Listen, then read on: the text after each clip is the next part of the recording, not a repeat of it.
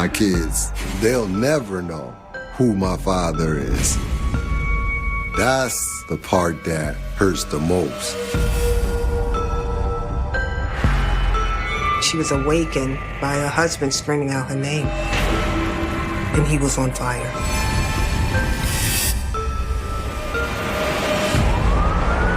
Revenge is based on an unsatisfied feeling within yourself. I need you to feel what I feel. And the only way that I can get you to feel what I feel is to hurt you. You just keep hurting each other, hurting each other, hurting each other. You have to be able to control that impulse that's inside of you. And if not, this is the result.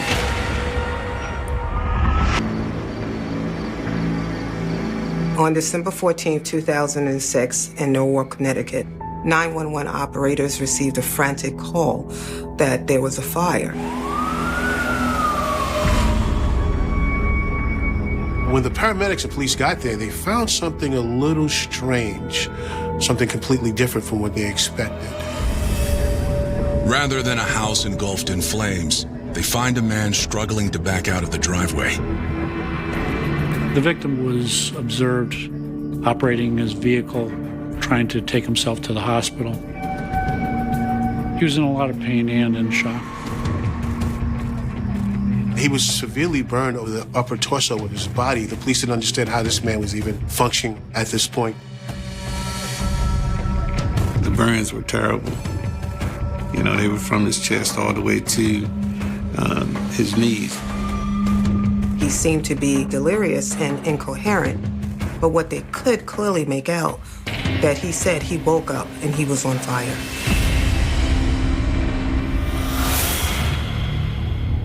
The first priority is going to be to take care of the victim and make sure the victim gets medical attention and gets to the hospital. As first responders attend to the man, 3 other people emerge, explaining there's no active fire inside. One identifies herself as Mary Ann Langley.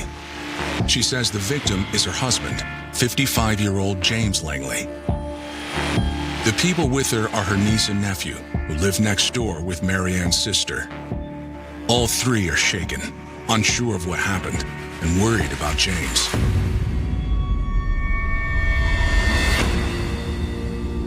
James Langley was born and raised in Farmville, North Carolina. He was a typical Southern young man. He grew up riding his bike, fishing. He was one of 8 siblings. My brother James, he was a nice guy. He was competitive. Anything he was doing, he wanted to be competitive. He and I used to do everything against each other, if you want to look at it that way, and laugh about it afterwards. James and his brothers learned at an early age that the way to get what you want in life is to work hard. As a child, we would get up, 5:30 in the morning and work 12 hours a day. We knew how to run any kind of machinery or tractors and animals or whatever the case may be. We could do it, We were used to working and working hard. In the late 1960s, James's older brother, Willie, moved to Connecticut, seeking new opportunities. My father and them, they seen how my uncle was doing, and when he was coming back with the cars and the nice clothes, and he said he wanted to leave and come live with my Uncle Willie so he can make a better life for himself. James came from North Carolina probably in our junior high school years. James was a country boy at heart, very likable character, full of life. We did car racing together, illegal drag strip racing, and then that plus our time in school and young ladies that we were involved in at the time, we became pretty close friends. At 18, James got married to his high school sweetheart and went to work for the Connecticut Department of Transportation. My father married my mother, Barbara Coleman, when she was 18. My father worked at the Department of Transportation. He started off cutting grass and getting roads ready when they were cracked up, putting the seal in the cracks. And then he moved up to be the foreman. James had 2 sons. That would be James Corey Jr. and Terrence. And They were basically less than a year apart. Unfortunately, James's dedication to work didn't leave room for much else. He would work from sunup probably to sundown, and then, his wife would be angry. He'd come home and just flop down on the living room floor to watch TV, and that would be the end of his day. And she'd be yelling around the house, you're out there, you're doing too much. And he eventually got divorced after about maybe 7 or 8 years, and he moved on. James was determined to be a great father, and he made sure his boys stayed very close to him. Though James had been divorced once, he never gave up on love. One day, at his son's Little League game, he met Marianne Stokes. Marianne was from the South originally. She was a kind-hearted lady. She was a churchgoer and family-oriented. Marianne had a relationship. She got married, and through that marriage, she had a son named Daryl. Unfortunately, the marriage didn't work out for her. So meeting someone like James was pretty something she was ready for. He had just gone through a divorce, and he was going through some things of his own, I guess, with being alone. They just became a couple, and it worked out, and they went together for quite a while. In 1981, Marianne and James decided to get married. So the blended family, her one son, his 2 sons, they all became one cohesive group. Mrs. Langley really loved her husband. She loved him very much. She cooked for him. She cleaned for him. He was a diabetic, and she really took care of him. He was a great cook, and if you went in that house, there was food within arm reach anytime you went there. They were big eaters. We were country people. We all were country people, and we all cooked. So we did it big, I tell you. Family life was going well, but James realized his hard work wasn't being recognized at the Department of Transportation. After a number of years of being passed over for promotions, James decided to start his own landscaping and paving business in 1988. James was extremely competitive. He wanted to win at everything he did. So when it came time for him to open up his own business, he went full force. The same way he put in that work for other people, he decided to put the work in for himself. James enjoyed being his own boss and providing Marianne with a comfortable life. But most importantly, he wanted to set a good example for his sons. He would have his children work with him. He would take them out on jobs with him, show them how it's done, so later on that they could, be enterprising young men themselves. Most of the time he wanted us to be out there working when we was, instead of out in the street having a good time. He tried to plant a seed that you gotta work for you. In order to get what you want in life, you're gonna have to get up and you're gonna go to work and go get it. Because the business was flourishing so well, James was able to invest in real estate properties. He had rental properties, commercial properties. He wanted to get bigger, and he had other dreams of selling out later on to stockpile finances so that he would be comfortable. It resulted in a quite comfortable lifestyle. By the time they had reached their late 40s, they had amassed an estate worth well over $1 million. On December 4th, 2006, James celebrated his 55th birthday and finally started thinking about retirement. He was rambling on about leaving and going to move, sell everything, or take the equipment and I should just move back to North Carolina. So I said, well, if that's what you want to do, then let's do that. Let's just pick up and go.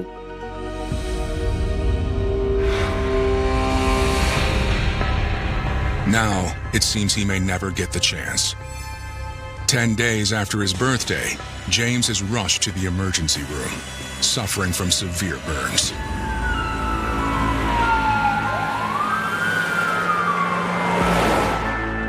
The police went and checked on the house to make sure there's no other victims and that the fire was, in fact, which it had been, put out.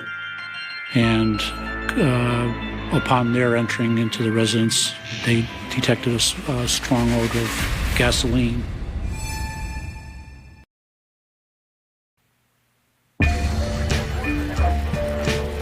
While doctors struggle to stabilize James Langley at a Norwalk, Connecticut hospital, detectives speak with his wife, Mary Ann, to find out what happened. When the investigators initially interviewed Mary Ann, she was quite distraught. Mary Ann said she had fell asleep in the basement and she was awakened by her husband screaming out her name. She said that she saw the kitchen light off and the sparkling of fire. She was terrified and unsure what to do. She panicked and ran next door to her sister's house and began frantically banging on the door to try to get some assistance, and that's when they called the police and the ambulance. She really did not offer any explanation as to how what happened to James could have happened. Authorities combed the house for evidence, led by Fire Inspector John Lumba. For him, this is no ordinary investigation. He has a personal connection to the victim. The case was very difficult for me, basically because it involved human life, and it involved a friend that I had known for many, many years. But I couldn't allow that to, sway an opinion or anything. It went strictly by evidence. It was apparent that the fire was contained to one area of the house. Investigators, upon looking into the master bedroom, they see that there's burn patterns on a carpet. There were droplets of burn patterns, but it wasn't a consistent burn. It wasn't a big pattern burn. It was just droplets that had ignited at some point, and it went out. And you could say they were droplets because they were very small. They looked like teardrops on the flooring. One of the odd things was there was no fire on the bed at all. Nothing on the bed was singed or burned. The fact that the bed itself wasn't half burnt would indicate that James was not asleep in bed when the fire occurred. But the fire investigator found that odd because James had mentioned earlier that he woke up on fire, and they thought that how could he do that if there were no burn marks there? The next thing you look for is the ignition source. What caused the heat buildup to create a fire? So you're looking for wiring, you're looking for a candle or something like that. James was not a smoker. There was no cigarettes, there was no lighter. Where the fire was, there was no ignition sources. So was this an accident or something more sinister? Investigators find more clues in the kitchen. There's matches, a pack of matches with a single burnt match on the edge of the counter. I couldn't absolutely say that was used to ignite because sometimes when you have a gas stove, which they did at the time, sometimes when you have a bad pilot light or a bad burner, people use a match to ignite that burner to continue their cooking. Also found in the garbage can in the kitchen was a solid, heavy plastic cup. It was lying right on top of the garbage in the garbage can, which would indicate that it was relatively freshly put there. Also, it had a strong odor of residue gasoline in it, which is what you're smelling throughout the house. So it would kind of be indicative that that was used to transport the gasoline. They find a similar piece of evidence left just outside the back door. On the top of the garbage can, there was a white styrofoam coffee cup that the bottom had been disintegrated. And that's what happens when you pour something with acetone, gasoline, or acid in styrofoam. When I saw the melted cup, I kind of recognized what was going on. Gasoline will go through a styrofoam cup probably in about 30 seconds. If someone filled the cup with gas outside, it wouldn't have lasted long. By the time you got back to the house, you'd have basically a burnt-through cup, which would explain why it was discarded. Evidence seems to point that James Langley had been intentionally set on fire, but there was no evidence of any forced entry into the home. So the question really is, who struck the match?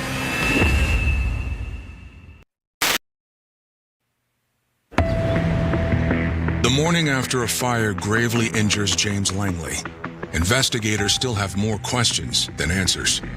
So they ask his wife, Mary Ann, to come in for another interview. The first time they talked to her, she was very distraught. This time she came in pretty calm. This time when they asked her, did she have any idea how did this all come about? She said she did. Mary Ann began to tell them that James had been diagnosed with type 2 adult diabetes, and he wasn't really taking care of himself, according to her. She wasn't taking his meds, and that might have led to what had happened. Why don't you start with last evening and go through again what happened? In my interview with Mary Ann Langley, she related that at around 8:30, they started slumping and also had urinated on himself, which she knew or believed to be diabetic in nature. I said, your sugar must be up real high. I said, Langley, I'm going to take it. So I did. And I said, Langley, your sugar's 594. And then I said to him, listen, you got to go to the hospital. After some convincing, they decided to go. Once they arrived at the hospital, the emergency room was a little crowded, and James decided he wasn't going to get out the car. He didn't want to be involved in all the people that were there. So James insisted that Mary Ann drive him home. He was still not doing well and had a hard time taking off his clothes. She was very upset with him, and they argued a little more about James not taking care of himself. At that point is when she decided she was going to sleep downstairs because she just couldn't reason with the men. Mary Ann says she fell asleep in the basement bedroom. Shortly before 5 a.m., she woke up to the sound of her husband shouting. I hear him screaming for me. I was screaming. I said, what? I went running. I said, what? Oh, God, when I see this bottle of the fire, I ran out the door. And I run to my sister's back door, screaming. She didn't see the fire start, but she thinks she knows what happened. Mary Ann said that she believes that James woke up in a disoriented stupor and probably set himself on fire. James had frequently come home with the smell of gasoline on his clothes from different jobs that they do. So the gasoline being on him is not too far-fetched. Because of the condition that people suffer from being in a diabetic haze when your numbers are so high, the detectives had to at least consider James setting himself on fire was a possibility. Mary Ann says that after calling 911 from next door, she returned with her niece and nephew and found James delirious and making wild accusations. I asked her, well, what was he saying? She basically, well, he was hallucinating, he was crazy, he didn't know what he was talking about. And when I asked her, well, what was he saying? She said, well, he said that I lit him on fire, which wasn't true. Mary Ann couldn't believe that he accused her of something of that nature. Why would Mary Ann spend her time taking him to the hospital, arguing with him, trying to convince him to take better care of himself if she was just going to turn around and set him on fire? He was hallucinating, you know. What, you trying to kill me? I said, what are you talking about? I was, crying and screaming, and it was terrible. It was terrible. If somebody goes into shock, is it very possible that they're not aware of the here and now conversation and their thought patterns? Yes. If Mary Ann had harmed James, why would she volunteer the detail of James's accusation? Investigators also ask her about the matches and cups they found. She explained that she uses matches to light the pilot on the stove when it doesn't work automatically, and that's why that was there. The thick plastic cup, she said it was a daily use cup. Are your fingerprints fingerprints going to come back on that cup? Oh, yeah, I use the cup all the time. That cup was in the sink last night, okay? That cup. Marianne said they used the styrofoam cups for their daily coffee, but she doesn't know why it would end up in the back door unless James did it. My brother knows not to set himself on fire. I mean, it can happen, but he dealt with stuff like that every day. He dealt with diesel fuel, gasoline, all kinds of oils. It was very difficult for me to believe that my father would go get gasoline and set himself on fire. Only one person knows exactly what happened, and unfortunately, he's lying in a hospital room, unconscious. He had burns, reportedly about 40% of his body, on his abdomen, backs of the arms, hands, and they were second and third degree burns, which are very serious.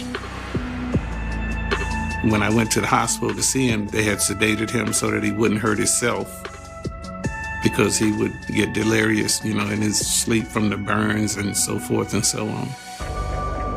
They had to take him to surgery and do the skin graft. It was maybe a 50-50, 60-40 chance that he lived. So I just could take that answer, and there was nothing I could do. And my father's sitting in the hospital going through the pain that he going through, and now I might not have my father back again. So that was the hardest part.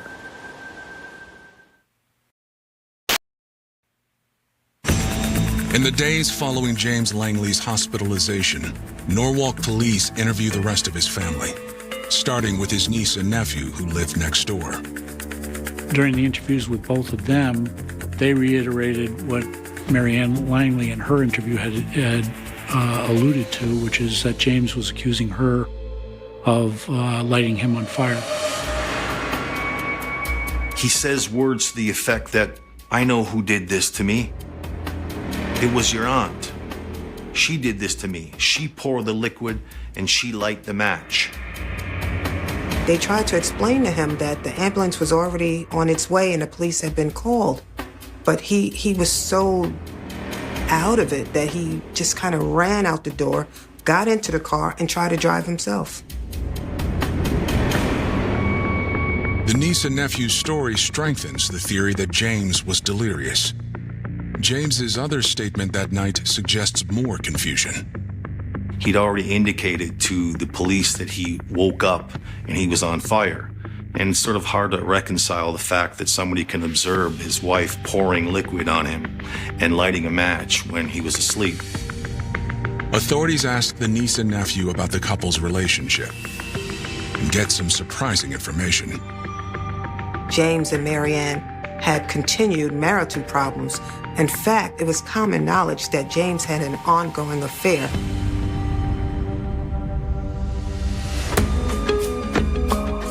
The affair began in 2004 when James was hired to build a wall on the property of a woman named Sylvia. She came over to start speaking to James about it, and one thing led to another, and they became very interested in each other very quickly. She put some light back into his life that he had lost in his marriage, and the relationship quickly escalated into something romantic. Understandably, Marianne was very upset when she learned of the affair. I know that Marianne somehow got wind of this particular relationship, and she went in the driveway with the van, and the wall was there that he had built, and she kind of rammed the wall with the van. Things just got worse after that. It turns out the relationship with Sylvia was just one of many affairs James had over the years, and the infidelity set off a vicious cycle in their relationship.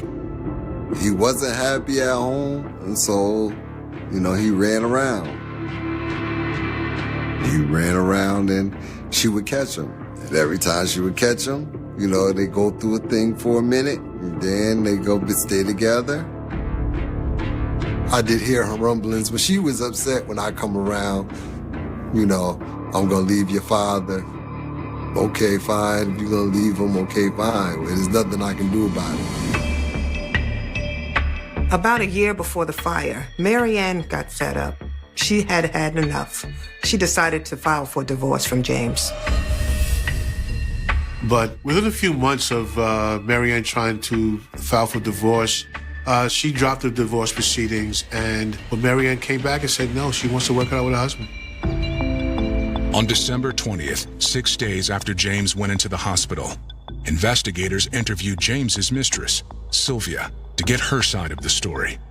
She said that James had been unhappy in his marriage for a while, and when they met, she happened to give him a safe space to come when his married life was more turmoil. Sylvia details what she thinks started that turmoil.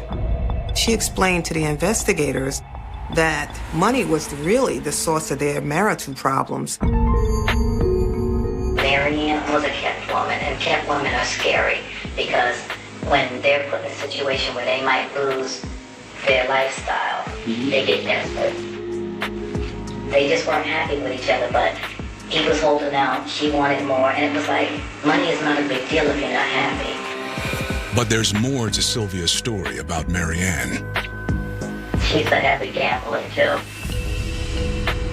Because of Mary Ann's gambling, James decided to cut her off from the joint bank account. That led to money mysteriously ended up missing from around the house, from the office. This became a serious problem for James. It was a repetitive cycle. One goes and does something, then the other one feels like they're going to do something to hurt the other one. That was, I think, the final straw that made him make his decision that now was the time. I'm through with it, with the relationship. According to her, James and her felt a sense of relief when Mary Ann finally filed for divorce. They thought it was over, that he would be finally done with her. But then she withdrew the case, and things went back to exactly the way they were before. The reason that Mary Ann stayed in the marriage is because she knew she would be better off financially staying with James than leaving him. Sylvia explains that James had gotten Mary Ann to sign a prenuptial agreement. If a divorce went down, she, because of the prenuptial, wouldn't have access to the business. Sylvia also offers another crucial piece of information, something James said less than 48 hours before he was burned. Let me ask you this, coming into Christmas, was there any indication or pressure or anything said to him that you... The only thing coming into Christmas that he had said to me, and I don't know what it meant, was, oh, yeah, I know you don't think I'm doing anything, but you're going to be real surprised. And I just looked at him and said, whatever, because I've been listening to this for 2 years and I ain't seen nothing yet, as far as him getting a divorce. This is a huge revelation for the investigators because this meant that Mary Ann now had a motive to commit murder.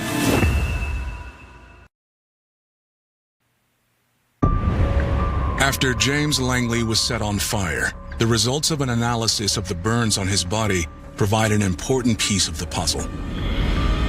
The burns suggest whoever threw the gasoline on James was aiming for his genital area. The pattern that was on James was more or less, he was protecting himself by putting his hands and arms down to protect his genitalia. That's why the burn pattern was on the back of his hands and his arms. It was indicative that he was standing and that gasoline was thrown at him. So the question that needs to be asked is, did Mary Ann intentionally set James on fire as payback for his affair? Investigators think she did, and they believe the styrofoam cup left outside was part of a first attempt to do so. When the gas ate through the styrofoam, she switched to plastic to finish the deed. On December 22, 2006, 8 days after James's attack, Norwalk police once again questioned Mary Ann Langley. There's a lot of things that when we discussed things on Saturday, there's a lot of things that turned out that you told me that I, to be honest with you, have reason to question the validity of it, okay? And yeah. I asked you how the marriage was going and were there any problems or anything else, and you answered me, no. I said, is he seeing any other women? I don't think there's any other... I said I didn't know. Well, you did know, because you went over her house. I hadn't been over to her house in years.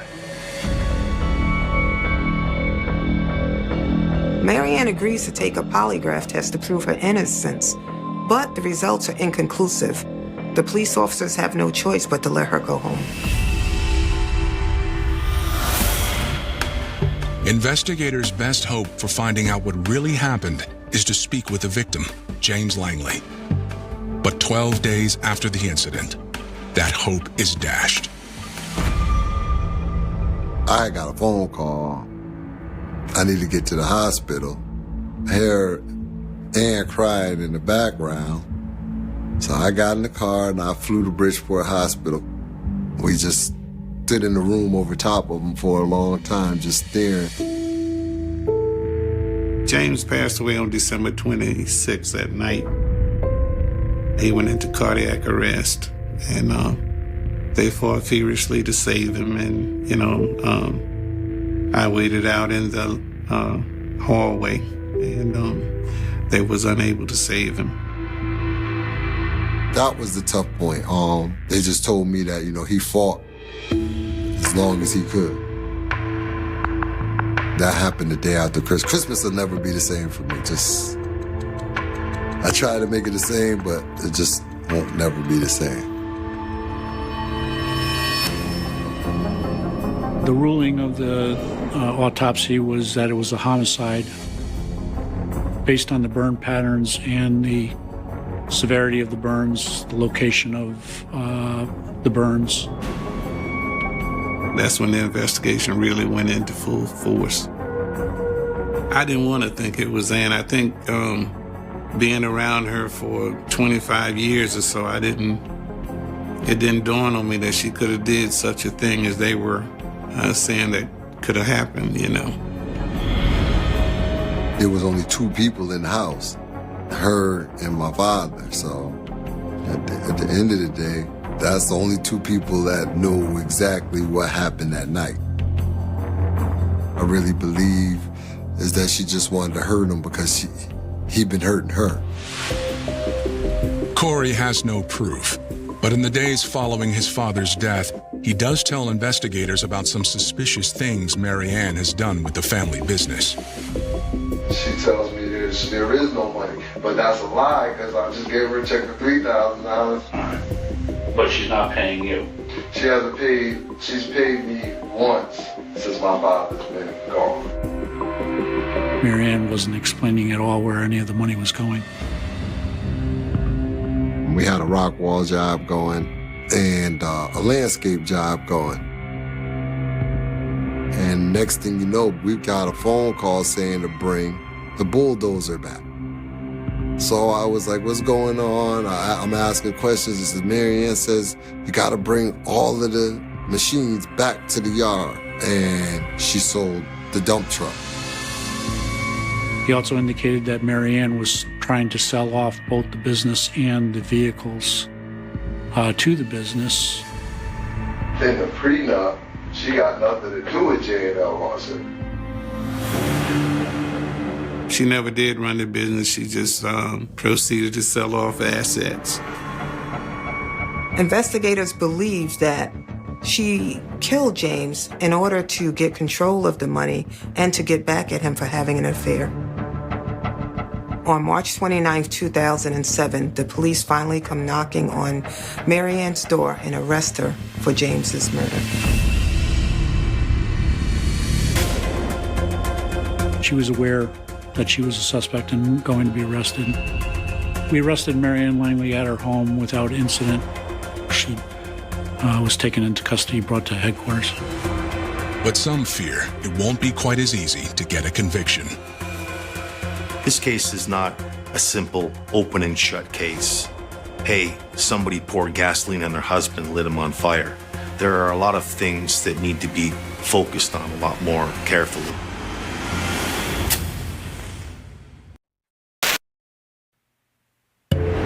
On October 6, 2008, nearly 2 years after the death of James Langley, his wife, Marianne Langley, goes on trial for his murder. Prosecutors framed the case where Marianne was this vindictive woman who was seeking revenge on her husband for cutting her out of the finances and also leaving her for another woman. This all began, they say, because James told her that morning that he was leaving to retire to North Carolina, but not with her, but with another woman. They argue that because Marianne would not have gotten any of the money based on the prenup, James leaving Marianne would have left her destitute, and that enraged her.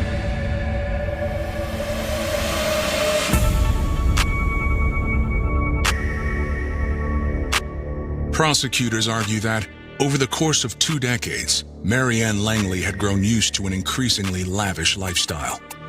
When James threatened to take that away and give it to another woman, she decided to take her revenge.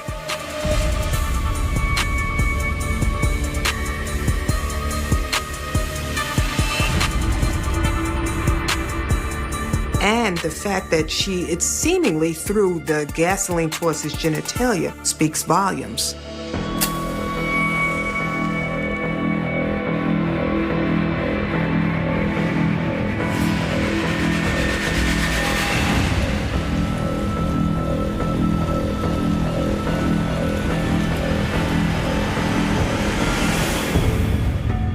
The defense presents a different theory, based on Marianne's initial statement.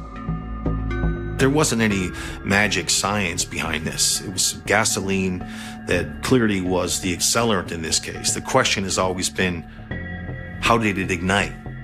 Who set him on fire? One of the main aspects of the defense was James Langley probably did this to himself. It was an accidental burning. And there was evidence to suggest that. James Langley's condition lent itself to the possibility that he actually poured gasoline in the cup so that he could drink it. And while that sounds a little far-fetched, we had an expert witness, an endocrinologist, testify that his condition, which was such that one of the symptoms that he would have exhibited was a massive thirst. When she was asked on the stand whether or not somebody in Mr. James Langley's condition would drink gasoline, she said they would. On October 20th, 2008, the question of what happened to James Langley is put to the jury. Murder would be planned with intent to cause the death of somebody, and deliberate action, executing that plan with premeditation and intent. Manslaughter would be that your actions inadvertently caused the death of another person, but you caused the death. The jury finds Marianne Langley not guilty of murder, but they do find her guilty on a lesser charge of first-degree manslaughter. Once you take gasoline and you throw it on somebody and you light a match, there's only one intention at that point in time for me, because you could try to kill somebody.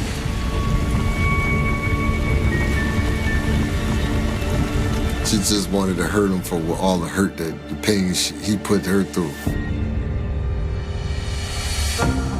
Marianne Langley initially faces 12 years in prison, but her sentence is contingent on one condition. At this point, she was supposed to give an apology to the family. However, she was very arrogant with her apology. It really wasn't an apology at all. And I think basically the judge switched his decision right at that point and gave her the maximum, which was 20 years. I think the ugliest part of this whole case is the revenge factor. We've all known women who have been scorned. We've all had breakups. We've all been through this before. Do we all go out and try to kill our partners? No. So at some point, you have to be able to control that childish impulse that's inside of you. And if not, this is the result. It's okay to be upset about something. It's okay to hurt. But sit in it, figure out where it's coming from, right? And if it's not healthy, get rid of it. And then move forward and have a happier life. I don't believe in revenge, so you never get revenge. Two people are just going back and forth hurting one another. This is basically what you're doing. Nobody never gets revenge. It's just a repetitive cycle. You can't prosper off other people's pain. My kids don't get to know who my father is. My kids have kids now. I got 7 grandkids. They'll never know who my father is, or get an opportunity to run around the yard the way we had an opportunity to run around the yard. That's the part that hurts the most.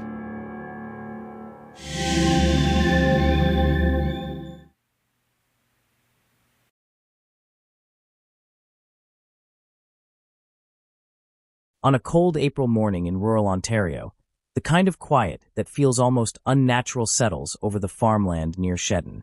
The fields are still damp from the night frost, and the gravel roads stretch out like pale scars cutting through empty land. There is no traffic, no movement, only the occasional wind pressing against old wooden barns that have seen decades of seasons come and go. It is the kind of silence that usually means nothing is wrong. But in this story, silence is the first warning sign of everything about to collapse. Inside a secluded farmhouse, something has already been set in motion long before the first engine sound breaks the morning stillness. The house looks unremarkable from the outside, weathered but ordinary, the kind of place that blends into the countryside without drawing attention. Yet behind its walls, a different atmosphere is forming, one that does not belong to the landscape outside. It is heavier, tighter, charged with an unspoken tension that only those inside can feel, even if they cannot fully explain why. The men who are arriving that day are not strangers to violence, nor to secrecy. They are members and associates of a motorcycle club that exists in the shadows of organized crime culture, where loyalty is spoken of like a sacred law, but suspicion is always close behind it. Each of them has been summoned here under the same promise: a meeting to resolve internal disputes, to settle tensions that have been building within the Ontario chapter. In their world, meetings like this are not unusual. They are supposed to be moments of correction, negotiation, restoration of order. But there is something different about this one. Something none of them can fully articulate as they make their way down the rural roads, engines rumbling against the emptiness of the countryside. Perhaps it is the timing, perhaps the tone of the messages that called them here, or perhaps it is simply instinct, the kind of instinct that develops after years of living close to danger. A few of them notice small details that do not sit right. The unusual stillness around the property, the lack of visible activity, the sense that the place feels prepared rather than lived in at that moment. Inside the farmhouse, conversations are short, controlled, and measured. People are present, but no one appears relaxed. There is a strange discipline in the air, as if everyone is waiting for a moment that has already been decided elsewhere. The room feels smaller than it should, not because of its physical size, but because of the weight of expectation pressing in from all sides. Every movement seems calculated, every pause slightly too long. As more members arrive, the structure of the gathering begins to take shape. It is not a casual meeting, not a social gathering, not even the kind of internal discussion that often takes place in groups like this. It feels staged, but not in a way that is immediately recognizable. It is only later that people will look back and realize how carefully everything had been arranged, how each arrival seemed to fit into a pattern that was already complete before the first person stepped through the door. Outside, the rural landscape remains unchanged. Birds move between fence posts, unaware of what is unfolding inside the house. A passing car on a distant road would see nothing unusual, nothing that would suggest that within a few walls, trust is being redefined in the most irreversible way possible. This contrast between external calm and internal tension is what makes what happens next so difficult to comprehend, even in hindsight. In the moments leading up to the turning point, there are small fractures in the atmosphere. A glance that lasts a second too long. A silence that does not belong. A shift in posture that suggests awareness rather than comfort. These are the kinds of details that on their own mean nothing. But together, they begin to form an outline of something far more serious than anyone in the room is willing to acknowledge. And then, without warning, the balance breaks. What follows is not a negotiation, not a confrontation in the traditional sense, but a rapid collapse of expectation. The sound that cuts through the farmhouse is sudden, overwhelming, and final in a way that leaves no room for interpretation. In a matter of moments, the meaning of the gathering is rewritten entirely, transforming what was believed to be an internal discussion into something far more deliberate and irreversible. The rural silence outside does not change immediately. The fields remain still, the road remains empty, the sky continues its slow, indifferent movement above the property. But inside the farmhouse, time has already shifted into something else entirely. What was once a meeting has become a point of no return, and the consequences of that shift will extend far beyond the walls where it began. No one outside knows yet. No one is supposed to know. And in that delay between action and discovery, the full weight of what has occurred has not yet settled into the world beyond the farmhouse. It is still contained, still hidden, still waiting for the moment when silence will finally be broken in a way that cannot be ignored. To understand what led to the Shedden massacre, it is necessary to step away from the farmhouse itself and look at the wider world that surrounded it, a world where loyalty was never simple and trust was always conditional. The Ontario chapter of the Bandidos Motorcycle Club did not exist in isolation. It was part of a larger structure of outlaw biker culture, a network built on hierarchy, reputation, and an unspoken code that valued obedience above transparency. On the surface, it presented itself as brotherhood. Beneath that surface, however, it functioned as a fragile system of alliances constantly threatened by internal suspicion. In the years leading up to April 2006, tensions within this structure had been building slowly, almost invisibly at first. Disagreements over leadership, questions of authority, and competing visions for control of territory and influence created fault lines that were not always visible to outsiders. Even within the group itself, these fractures did not always appear as open conflict. Instead, they surfaced in conversations that ended abruptly, in meetings that grew colder over time, and in decisions that were increasingly viewed through the lens of distrust. The Ontario chapter was particularly vulnerable to these pressures. Unlike older, more established branches with deeply entrenched hierarchies, this group was still defining its internal balance of power. In such an environment, loyalty becomes both currency and weapon. Those who are seen as loyal are trusted with proximity to power, while those who are suspected of disloyalty become liabilities that must be managed. But suspicion in such systems is rarely stable. It spreads, shifts, and intensifies, often without clear evidence, until it becomes more influential than fact itself. At the same time, the broader biker landscape in Canada was undergoing its own transformations. Rivalries between clubs, shifting alliances, and law enforcement pressure created an environment where paranoia was not an exception but a constant background condition. In this climate, internal meetings were never just administrative gatherings. They were moments of risk assessment, opportunities for consolidation, and sometimes points where unresolved tensions could erupt.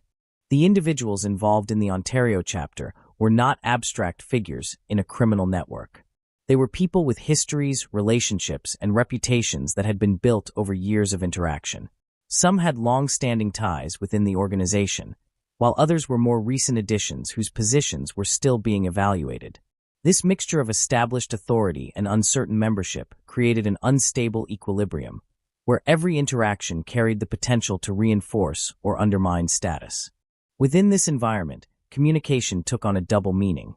Words were never just words. They were signals, tests, and sometimes traps.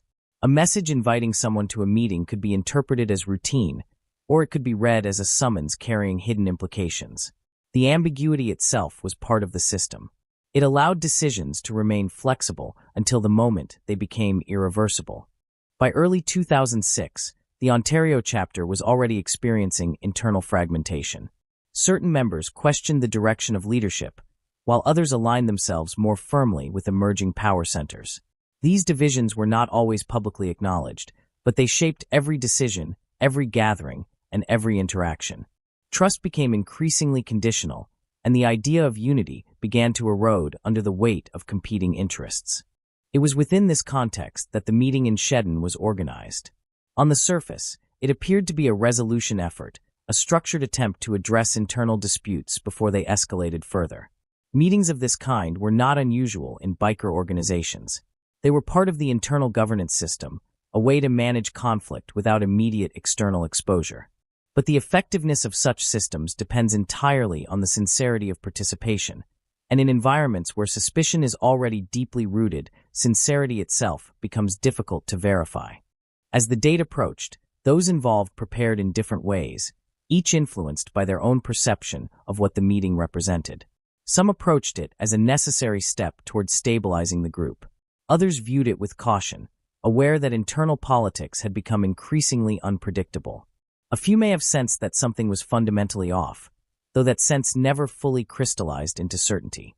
In such environments, uncertainty is often tolerated longer than it should be, because acknowledging it too early carries its own risks. The rural location chosen for the gathering added another layer of complexity. Removed from urban visibility, surrounded by open land and distance, the farmhouse near Shedden offered both privacy and isolation. In organized criminal contexts, such locations are often preferred for internal matters precisely because they reduce the likelihood of outside interference. But isolation also removes external witnesses, external checks, and external interruptions. What happens in such spaces is contained entirely within them, for better or worse. As the system of relationships within the group continued to strain under accumulated tension, the meeting became more than just a scheduled event. It became a convergence point for unresolved conflicts, unspoken suspicions, and competing interpretations of loyalty. Each participant arrived carrying not only their role in the organization, but also their perception of where others stood within it. And so, when the farmhouse doors eventually closed behind the last arrivals, what was inside was not simply a group of men gathered for discussion. It was a network of fractured trust, compressed into a single space, waiting for a resolution that, unknown to most of them, had already moved beyond negotiation. In a case like the Shedden massacre, the word victim carries a weight that extends beyond the moment of death, because each of the 8 men who walked toward that farmhouse carried with them a personal history that existed far outside the structure of violence that would eventually consume them. Before they became part of a single headline, they were individuals embedded in families, friendships, and long-standing connections within a subculture that defined much of their identity. Understanding them is not about simplifying their lives into roles within a criminal organization, but about recognizing how those roles intersected with human lives that were far more complex than the system they were part of. Each man arrived at that meeting with a different expectation of what the day would bring. Some likely believed they were walking into a discussion about leadership and internal disputes, a familiar process in their world where hierarchy was constantly negotiated through tension and compromise. Others may have approached the situation with caution, aware that the internal dynamics of the group had become increasingly unstable. But none of them appear to have fully anticipated the finality of what was waiting inside that rural farmhouse. What makes their story particularly haunting is not only the suddenness of what occurred, but the sense that they were still operating within a framework of trust, however fragile that trust had become. Even in environments shaped by illegality and violence, there are still rules, expectations, and boundaries that participants believe will be respected. Meetings are supposed to end in decisions, not disappearance. Disputes are supposed to result in outcomes, not erasure. The violation of those expectations is part of what gives this case its lasting psychological impact. In the hours leading up to the meeting, life for these men did not appear fundamentally different from any other day within their world. There were messages exchanged, preparations made, and movements coordinated in ways that suggested routine rather than rupture. This normalcy is important because it highlights how easily ordinary patterns can continue even when something catastrophic is already in motion. There is no visible break in the rhythm of their lives that would have clearly signaled what was about to happen. Some of the men had long-standing involvement in the biker community, shaped by years of loyalty, conflict, and negotiation within that environment. Others were more peripheral figures, connected through association rather than central leadership. This mix of positions within the group created a spectrum of expectations and vulnerabilities. In hierarchical systems like this, proximity to power often creates both protection and exposure at the same time. The closer one is to internal decision-making, the more one becomes entangled in its consequences.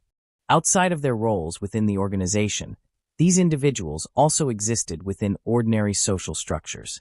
They had families who understood them in ways that were separate from their affiliations, friends who knew different versions of them, and personal histories that extended far beyond any single identity. It is within this duality that the human dimension of the tragedy becomes most visible. They were not only participants in a structured network, but also sons, fathers, partners, and friends whose lives intersected with everyday realities that had nothing to do with violence. When they left for the meeting, there was no public indication that anything was fundamentally different from any other internal gathering. This absence of warning is part of what later amplifies the shock of what occurred. In hindsight, every detail is examined, every decision reevaluated, every movement reconsidered for hidden meaning. But at the time, the trajectory appears to have been understood as part of an ongoing internal process rather than a terminal point. What defines them as victims in this context is not only the manner in which their lives ended, but the abrupt interruption of expectation. They were operating within a framework that, however unstable, still contained assumptions about continuity. That continuity was broken in a way that left no opportunity for response, negotiation, or retreat. The transformation from participants in a meeting to victims of a massacre occurred within a space so compressed in time that it defies conventional comprehension. Afterwards, when their absence became known, the impact extended far beyond the physical scene. Families were left confronting not only loss, but the absence of explanation that initially accompanied it. Communities connected to them were forced to reconstruct meaning from fragments of information that arrived slowly and unevenly. In cases like this, grief is complicated by uncertainty, because understanding what happened becomes part of the emotional burden itself. In remembering them, it becomes essential to separate identity from outcome. The Shedden massacre defines the endpoint of their stories, but it does not define the entirety of who they were. Their lives existed long before that farmhouse, shaped by choices, relationships, and experiences that had nothing to do with the final moments they were forced into. And it is within that broader recognition that the human cost of the event becomes fully visible, not as numbers or roles, but as interrupted lives that never had the chance to reach their natural conclusion. The moment the final participants stepped into the farmhouse near Shedden, the atmosphere inside shifted from tension to something far more irreversible. What had been, only minutes earlier, a gathering defined by uncertainty and expectation, began to close in on itself like a space losing its exits. The doors were not visibly locked, at least not in a way that would immediately register as significant, but psychologically, the room had already begun to seal itself off. Every sound felt contained. Every movement felt heavier. The air itself seemed to stop belonging to the outside world. At first, nothing happens in a way that clearly announces what is coming. This is what makes the transition so difficult to reconstruct later. There is no single moment that can be isolated as the beginning of violence. Instead, there is a sequence of small ruptures in behavior, in posture, in silence. Conversations do not flow normally. Eye contact lingers too long or breaks too quickly. The expected rhythm of an internal meeting is present in form, but missing its usual sense of stability.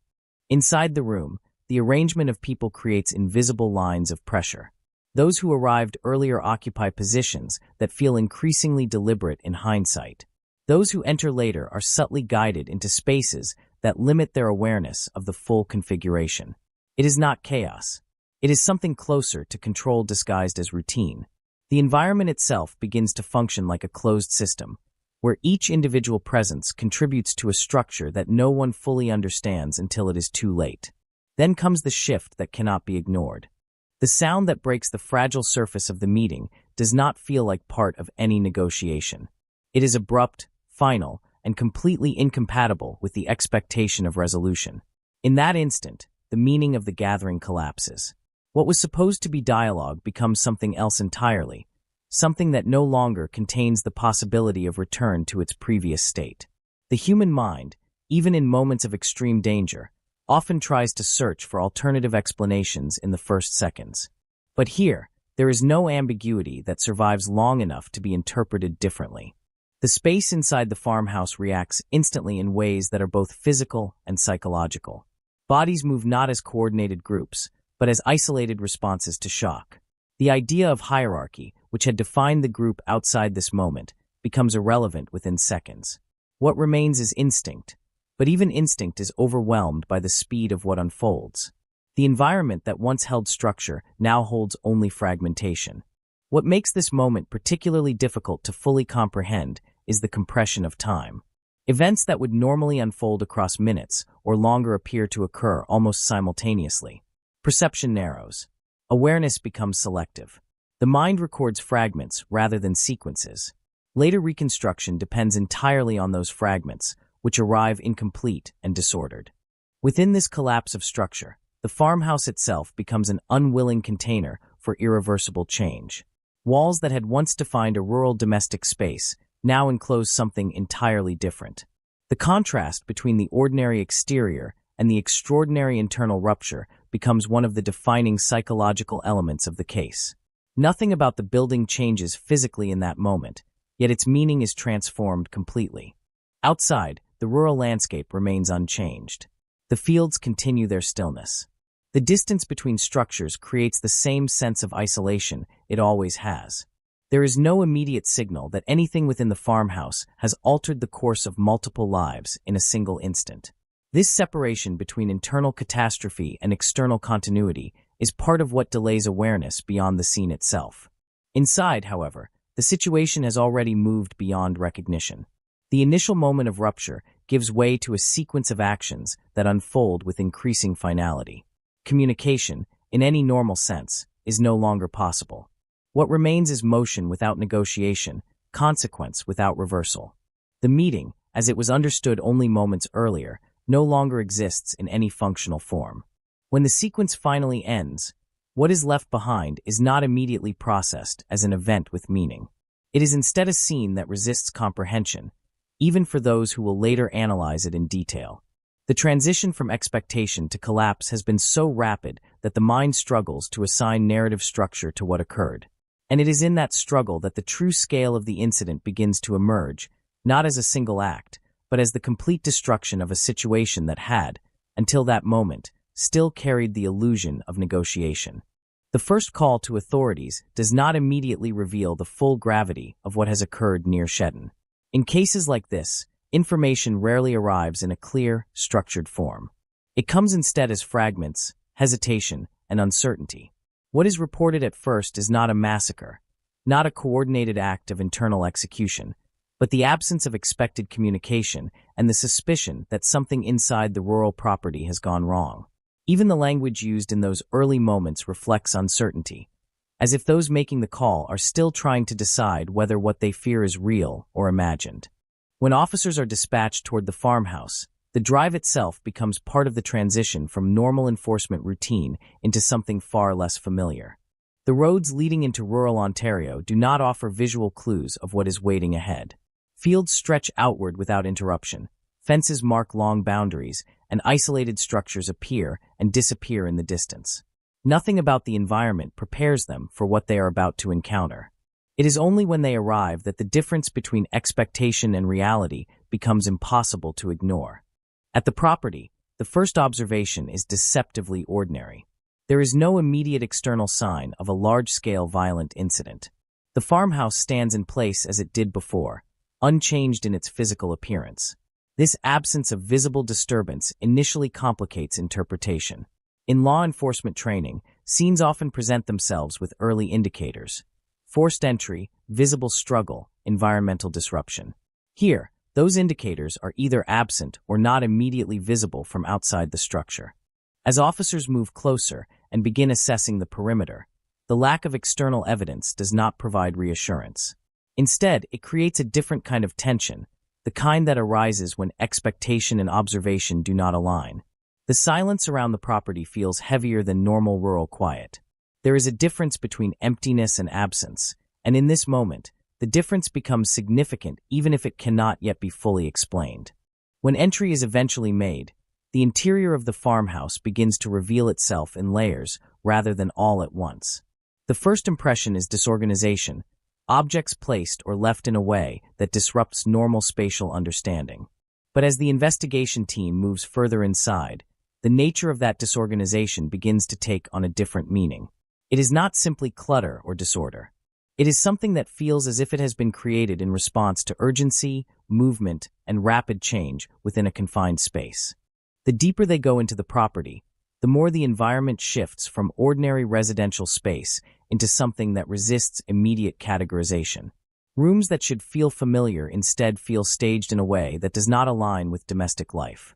The sense of normal habitation is replaced by a feeling that the space has been altered in a short period of time, as if multiple events have overlapped within it. Then comes the discovery that transforms the entire scene. What is initially obscured beneath layers of clothing and displaced items is not immediately recognized for what it is. The process of uncovering it is slow, careful, and shaped by uncertainty. Only gradually does the realization form that what lies beneath is not an object or discarded material, but a human body. At that moment, the investigative purpose of the entry changes completely. The scene is no longer a welfare check or a suspicious situation. It is now a confirmed death investigation. As more of the space is examined, the scale of what has occurred begins to emerge in fragments. One body becomes multiple. One location becomes several points of discovery within the same structure. The realization builds gradually, each confirmation adding weight to the understanding that this is not an isolated incident, but a coordinated and deliberate act involving multiple individuals. The condition of the scene presents immediate challenges for interpretation. The arrangement of objects, the displacement of materials, and the attempt to conceal or alter visibility all contribute to a complex environment that requires careful reconstruction. Nothing is presented in a straightforward manner. Every detail must be interpreted in relation to others, and every observation raises additional questions rather than providing immediate answers.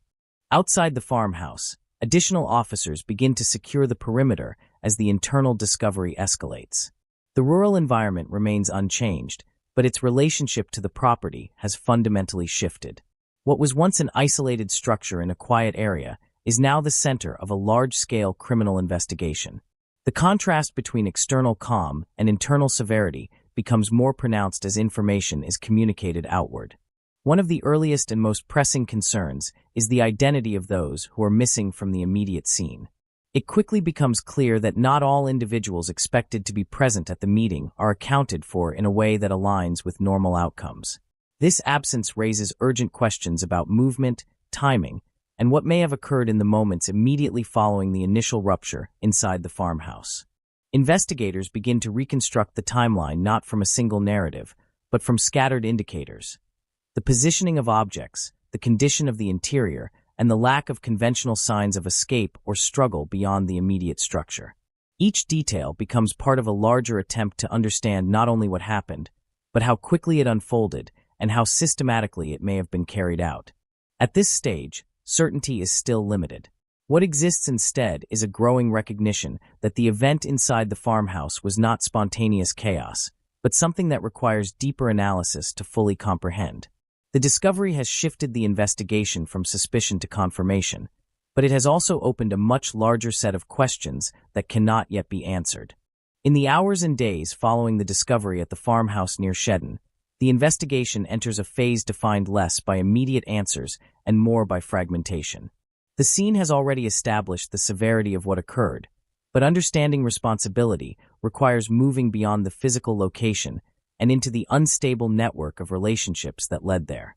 In cases involving organized criminal groups, the first instinct of investigators is not only to examine evidence, but to map influence, loyalty, and internal fractures that may explain how a gathering could transform into a coordinated act of violence. The initial list of individuals connected to the meeting quickly becomes both the starting point and the first complication. In environments like this, identities are layered. People are known not only by their legal names, but also by their roles, reputations, and positions within an internal hierarchy that does not always align with formal structure. This makes early interviews difficult because no single account can be treated as neutral. Every statement is shaped by allegiance, fear, or self-preservation, even when it appears straightforward on the surface. Investigators begin by attempting to reconstruct the purpose of the meeting itself. On paper, and in the accounts initially provided, it is described as an internal resolution gathering. But as interviews expand outward, inconsistencies begin to appear in how different individuals interpret its intent. Some describe it as routine organizational maintenance. Others suggest there were underlying tensions that had not been openly addressed. A few hint at deeper divisions within the group, though these hints are often indirect, framed carefully to avoid implicating themselves too directly. As the investigation progresses, attention turns to the internal structure of the Ontario chapter and its relationship to the broader Bandidos network. Organizational charts are reconstructed, but they do not fully capture the fluid reality of influence within the group. Authority in such systems is not always formalized. It is often negotiated through reputation, proximity to key figures, and perceived loyalty. This creates a situation where power can shift without official recognition, making it difficult for outsiders to identify clear decision-making lines. One of the central challenges for investigators is separating perception from fact. In the aftermath of the incident, narratives begin to form rapidly, both within law enforcement and among those connected to the individuals involved. Some accounts emphasize internal betrayal, suggesting that the event was the result of an orchestrated purge within the organization. Others focus on the possibility of pre-existing conflict escalating beyond control. Each narrative contains elements that may reflect reality, but none can be accepted without careful corroboration. Interviews with associates of the group produce a mixture of cooperation and resistance. Some individuals are willing to speak, but their testimony is often cautious, shaped by concern for personal safety or legal exposure. Others provide limited information, offering only fragments that must be carefully interpreted and cross-referenced. In this environment, silence itself becomes a form of communication, often as informative as spoken words. As more data is gathered, investigators begin to identify patterns in how relationships within the group had been evolving prior to the meeting. There are indications of internal tension that had not yet reached public visibility, including disagreements over leadership direction and concerns about trust among members. These tensions, while not unusual in such organizations, appear to have been intensifying in the period leading up to April 2006. At the same time, forensic analysis of the farmhouse scene continues to produce critical information. The arrangement of evidence suggests a level of control over movement within the space that does not align with spontaneous escalation.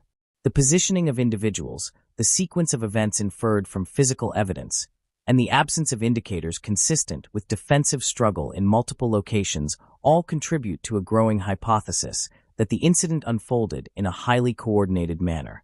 This interpretation, however, introduces further complexity into the investigation.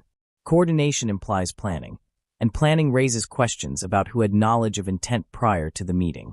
This shifts the focus from general group dynamics to specific individuals whose actions before, during, and after the event require closer scrutiny. But identifying those individuals is not straightforward, because the same structures that define loyalty also obscure accountability. Investigators also face the challenge of separating organizational mythology from operational reality.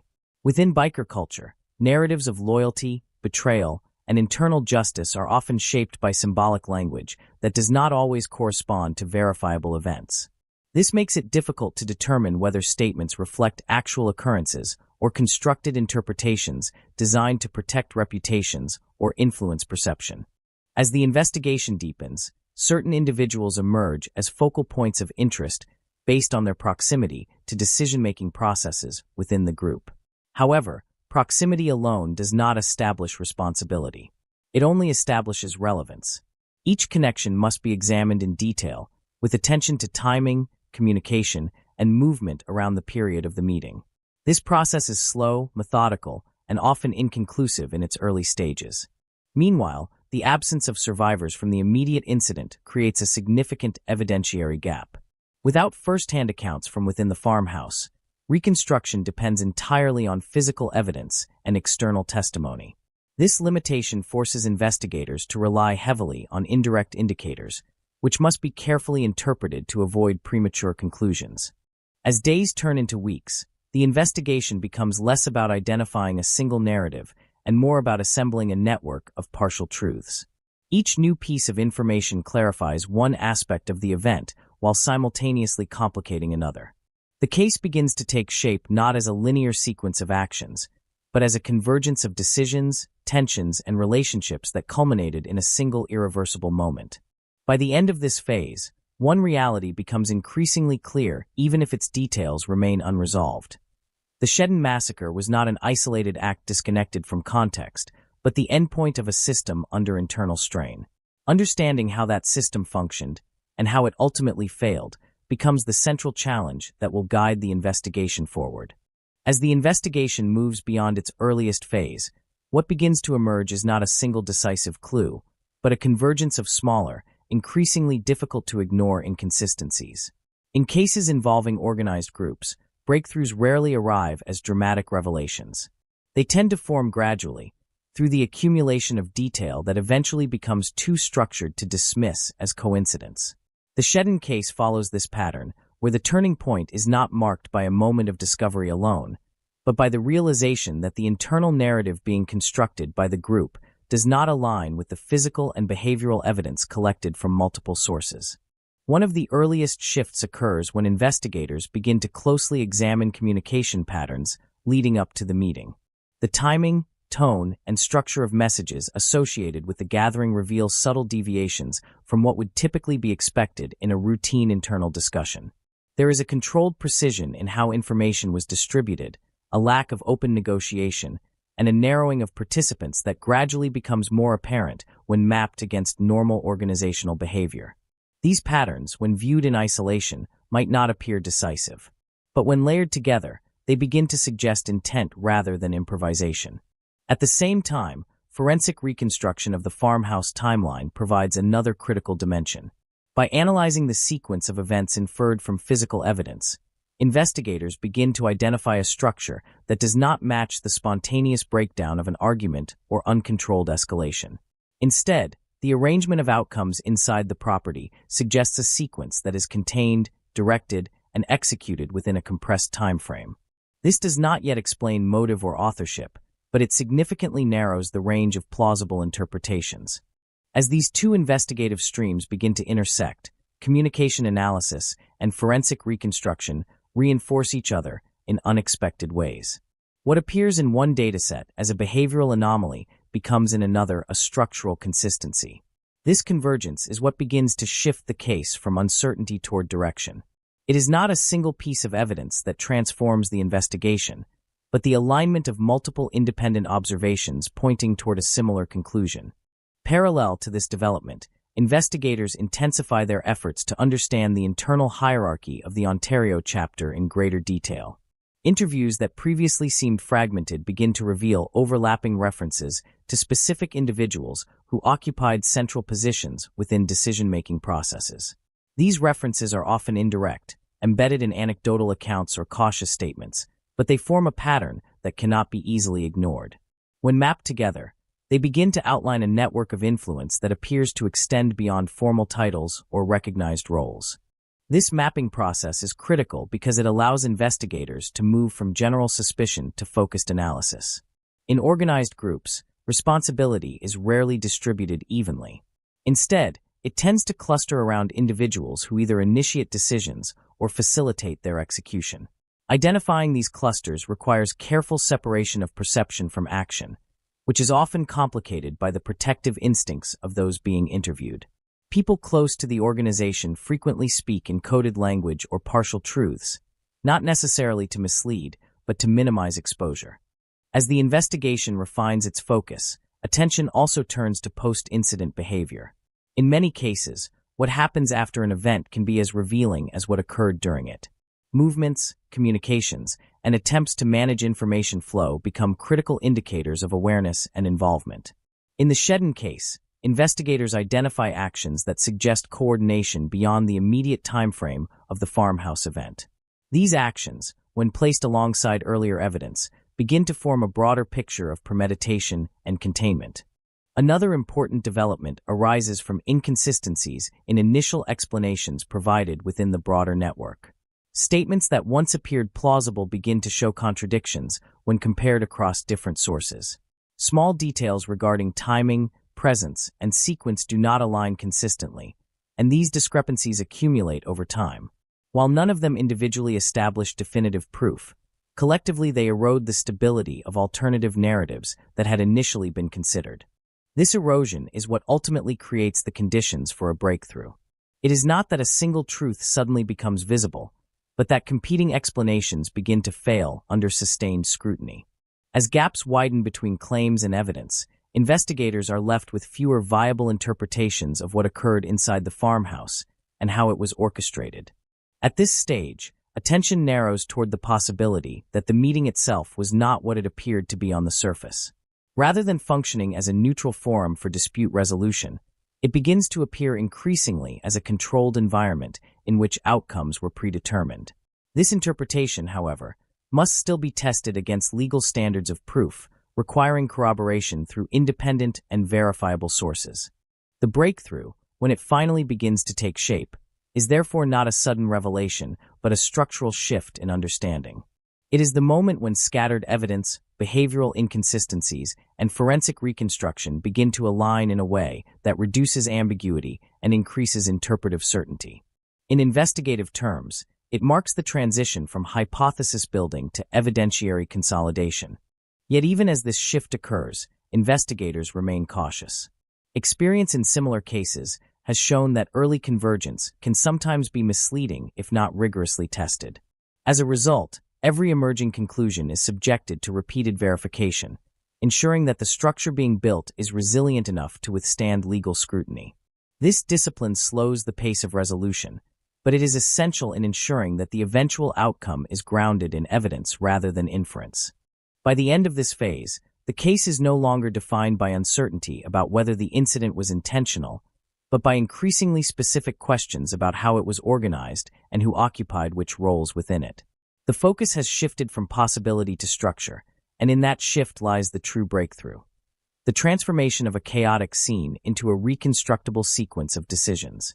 By the time the case reaches the courtroom, the Shedden massacre is no longer an investigation defined by uncertainty, but a reconstructed narrative built from years of evidence, testimony, and forensic interpretation.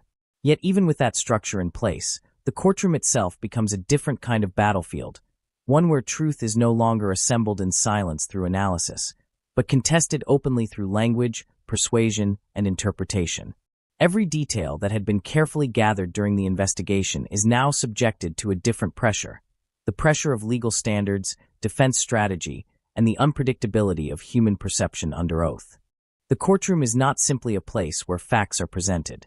It is a space where facts are tested against competing narratives, and where even the most carefully established conclusions must be defended against reinterpretation. In this case, the prosecution's challenge is not only to demonstrate what happened inside the farmhouse, but to establish intent, coordination, and responsibility in a way that satisfies the legal threshold for conviction. The defense, on the other hand, seeks to fracture that certainty, to introduce doubt where investigators had worked to eliminate it. From the beginning, the structure of the prosecution's argument is built around convergence. Multiple independent strands of evidence are presented in sequence, each reinforcing the others. Communication patterns leading up to the meeting are introduced to show structure rather than spontaneity. Forensic reconstruction of the farmhouse scene is used to demonstrate controlled progression rather than chaos. Behavioral evidence collected after the event is used to suggest awareness and participation beyond passive presence. Each element alone may not be decisive, but together they form a cohesive framework that points toward deliberate orchestration. Witness testimony plays a critical role in shaping how this framework is perceived. Individuals connected to the organization are called to describe internal dynamics, relationships, and the atmosphere leading up to the meeting. Their accounts vary in detail and certainty, but when placed side by side, they begin to form a pattern that aligns with the prosecution's reconstruction. However, the defense carefully works to highlight inconsistencies, emphasizing differences in memory, perception, and interpretation.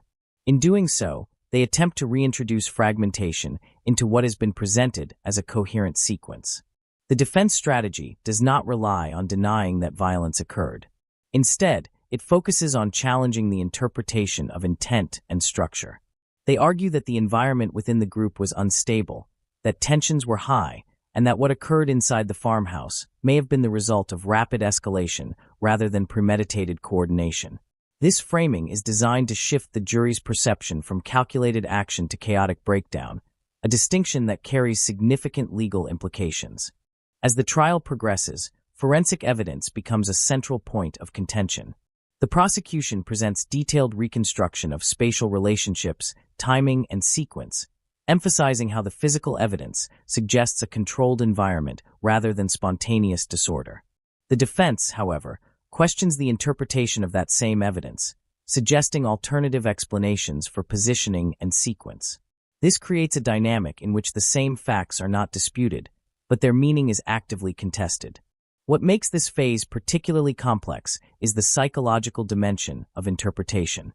Jurors are not only asked to evaluate evidence, but to reconstruct an event they cannot directly observe, based entirely on secondhand information. The prosecution's task is therefore not only evidentiary, but narrative. They must guide perception in a way that makes the conclusion feel not only logical, but inevitable. Every piece of evidence is presented not in isolation, but as part of a continuous chain that leads toward a single conclusion. At the same time, the emotional weight of the case cannot be separated from its legal structure. The absence of the victims in the courtroom is felt in a way that shapes the atmosphere of proceedings. Their presence exists only through testimony, photographs, and reconstructed timelines.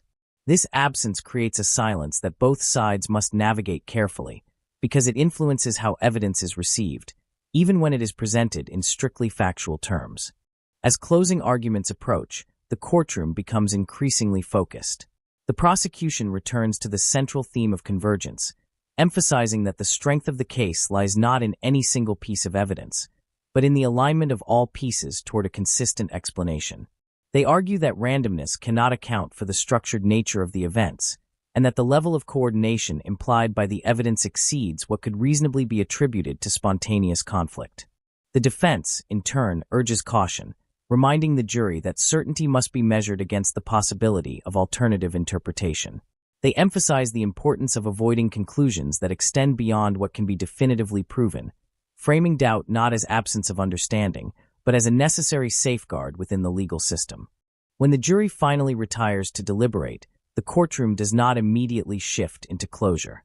Instead, it enters a state of suspended interpretation. Everything presented during the trial remains present, but unresolved, waiting for collective judgment to assign meaning. The deliberation process itself becomes an extension of the trial, one that occurs away from public view, but carries the ultimate responsibility of resolution. The verdict, when it arrives, reflects not only the evidence presented, but the jury's assessment of coherence, credibility, and intent. In reaching their conclusion, they translate months of investigation and weeks of testimony into a single set of legal determinations. It is the moment where narrative becomes judgment, and where the fragmented pieces of the case are finally placed into a formal structure of accountability. In that moment, the courtroom ceases to function as a space of argument and becomes a space of consequence. The legal process concludes, but the weight of what has been revealed does not disappear with the verdict. It remains embedded in the understanding of what occurred at Shedden, not only as a violent event, but as a structured breakdown of trust, loyalty, and internal order within a closed system that ultimately turned inward on itself.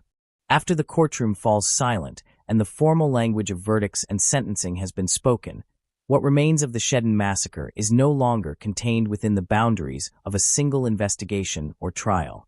It expands outward into something slower, heavier, and more enduring. The long aftermath of an event that reshaped not only the lives directly involved, but also the way organized violence within closed groups is understood in Canada. In the immediate legal sense, the case has reached its conclusion. But in the human sense, nothing about it truly ends. For the families of those who died, closure is not a single moment. It is an uneven process that unfolds over years, shaped by fragments of information, court testimony, and the difficult task of reconciling memory with confirmed reality. Each victim is remembered in more than one way. There is the public narrative of their involvement in an outlaw organization, and there is the private memory held by those who knew them outside that structure. These two versions of identity do not cancel each other out, but they do not fully align either, leaving behind a complicated emotional space where grief and contradiction coexist. The rural farmhouse where everything occurred becomes its own kind of landmark in memory, even though it remains physically unchanged in its isolation. The fields around it continue to grow and shift with the seasons, indifferent to what happened there years earlier. Yet for those who know the history, the place no longer exists as just a structure in the countryside. It carries an invisible weight, one that cannot be measured in physical terms but is immediately felt in meaning. It is no longer simply a farmhouse. It is a point of irreversible transformation. Within the broader biker community, the Shedden massacre becomes a reference point that alters internal perception of trust and hierarchy. It exposes the extreme consequences of internal fragmentation in systems built on loyalty but sustained by suspicion. After the case, conversations about leadership, discipline, and internal conflict are no longer theoretical. They are grounded in the memory of what happens when those tensions are allowed to reach a breaking point with no external restraint. The idea that internal disputes can be contained within closed systems is fundamentally challenged by what occurred. For law enforcement and legal professionals, the case becomes a study in complexity rather than simplicity. It demonstrates how organized groups can construct internal narratives that mask underlying instability until a critical moment of collapse. It also highlights the importance of reconstructing communication, behavior, and spatial evidence together, rather than treating them as separate categories. The Shedden investigation becomes part of a larger framework used to understand how group dynamics can escalate into coordinated violence without external warning signs. Yet beyond institutional analysis, the most persistent impact remains human. The absence created by the 8 men does not remain static. It changes shape over time, affecting families differently as years pass. Children grow older with incomplete memories of those they lost. Parents continue to reconstruct meaning from what they were told in courtrooms and reports. Friends carry versions of the individuals that exist outside the final moment of their lives, resisting the reduction of identity to a single event. One of the most difficult aspects of the aftermath is the way time interacts with understanding. As years pass, the details of the case become more widely known, but knowledge does not always translate into emotional resolution. People can understand what happened and still struggle with the fact that it happened at all. The gap between explanation and acceptance remains open, even long after the legal system has finished its work. The Shedden massacre also leaves behind a broader reflection on the nature of systems built on loyalty, enforced through fear and hierarchy. It reveals how internal structures that appear stable can contain within them the conditions for sudden and total collapse. When trust becomes conditional and communication becomes coded, the distance between order and rupture narrows significantly. What happened in Shedden is not only the story of one meeting, but the consequence of a system that reached its breaking point internally. In remembering the case, there is an unavoidable tension between understanding and meaning. To understand the sequence of events is to recognize how the structure unfolded. But to assign meaning to it is to confront uncomfortable questions about human behavior, group identity, and the limits of control within closed systems. The case resists simple interpretation because it exists at the intersection of planning and breakdown, loyalty and betrayal, structure and collapse. Ultimately, what remains is not only the memory of violence, but the reminder of how quickly environments built on fragile trust can transform when that trust is withdrawn or redirected. The farmhouse near Shedden becomes more than a location in a criminal case file. It becomes a symbol of how internal worlds can close in on themselves, how private systems can reach irreversible outcomes without external visibility until it is too late. And long after the legal proceedings end, long after the evidence has been cataloged and the verdicts recorded, the silence that followed that day in April continues to echo in a different form. Not as absence of sound, but as the lingering presence of everything that was changed in a single moment, in a single place, under the weight of decisions that could no longer be reversed once set into motion. There is one final layer to the Shedden massacre that does not appear in court transcripts, forensic reports, or even the carefully reconstructed timelines of investigators. It exists in the space after explanation, where facts have already been established, but meaning is still being processed by those left behind. This is the layer where a case stops being only about what happened and begins to reflect what it reveals about the systems, relationships, and human decisions that allowed it to happen at all. When people look back at Shedden, the instinct is often to search for a single cause, a single turning point, a moment where everything could have been prevented if only something had gone differently. But the reality of the case resists that kind of simplification. There is no single hinge on which the entire sequence turns. Instead, there is a gradual narrowing of trust, a tightening of internal suspicion, and a slow transformation of relationships that once appeared functional into something far more unstable. By the time the final meeting was arranged, many of the conditions that made the outcome possible were already in place. What makes this case particularly unsettling is how ordinary many of those conditions appear when viewed individually. Internal disputes, leadership tensions, shifting alliances, concerns about loyalty. None of these elements are unusual in closed organizations with strict hierarchies. What distinguishes Shedden is not the presence of conflict, but the way that conflict was contained, delayed, and ultimately resolved outside any transparent or accountable structure.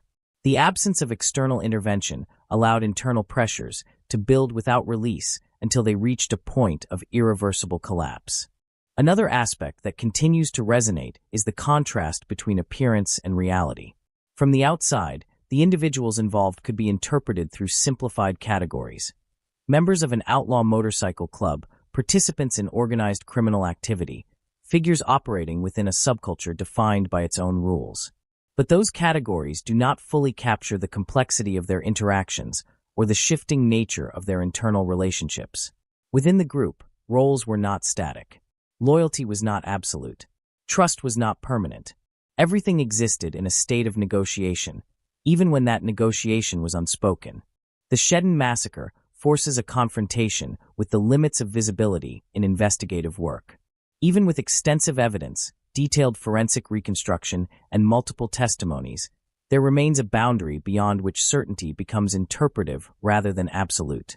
Investigators can establish sequence, probability, and structure, but the internal experience of those involved in the final moments can never be fully recovered. That gap is not a failure of investigation. It is a structural limit of all attempts to reconstruct human events after the fact. At the same time, the case also highlights the power of reconstruction itself. Without the painstaking work of piecing together communication patterns, physical evidence, and behavioral context, the event would remain a fragmented collection of unknowns.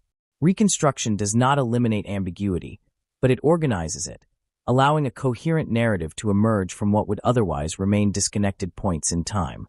In that sense, the investigation becomes part of the story, not just a response to it. For those who study organized crime, Shedden is often discussed as an example of internal collapse rather than external disruption. It demonstrates how groups that appear cohesive from the outside can contain within them the conditions for self-destruction.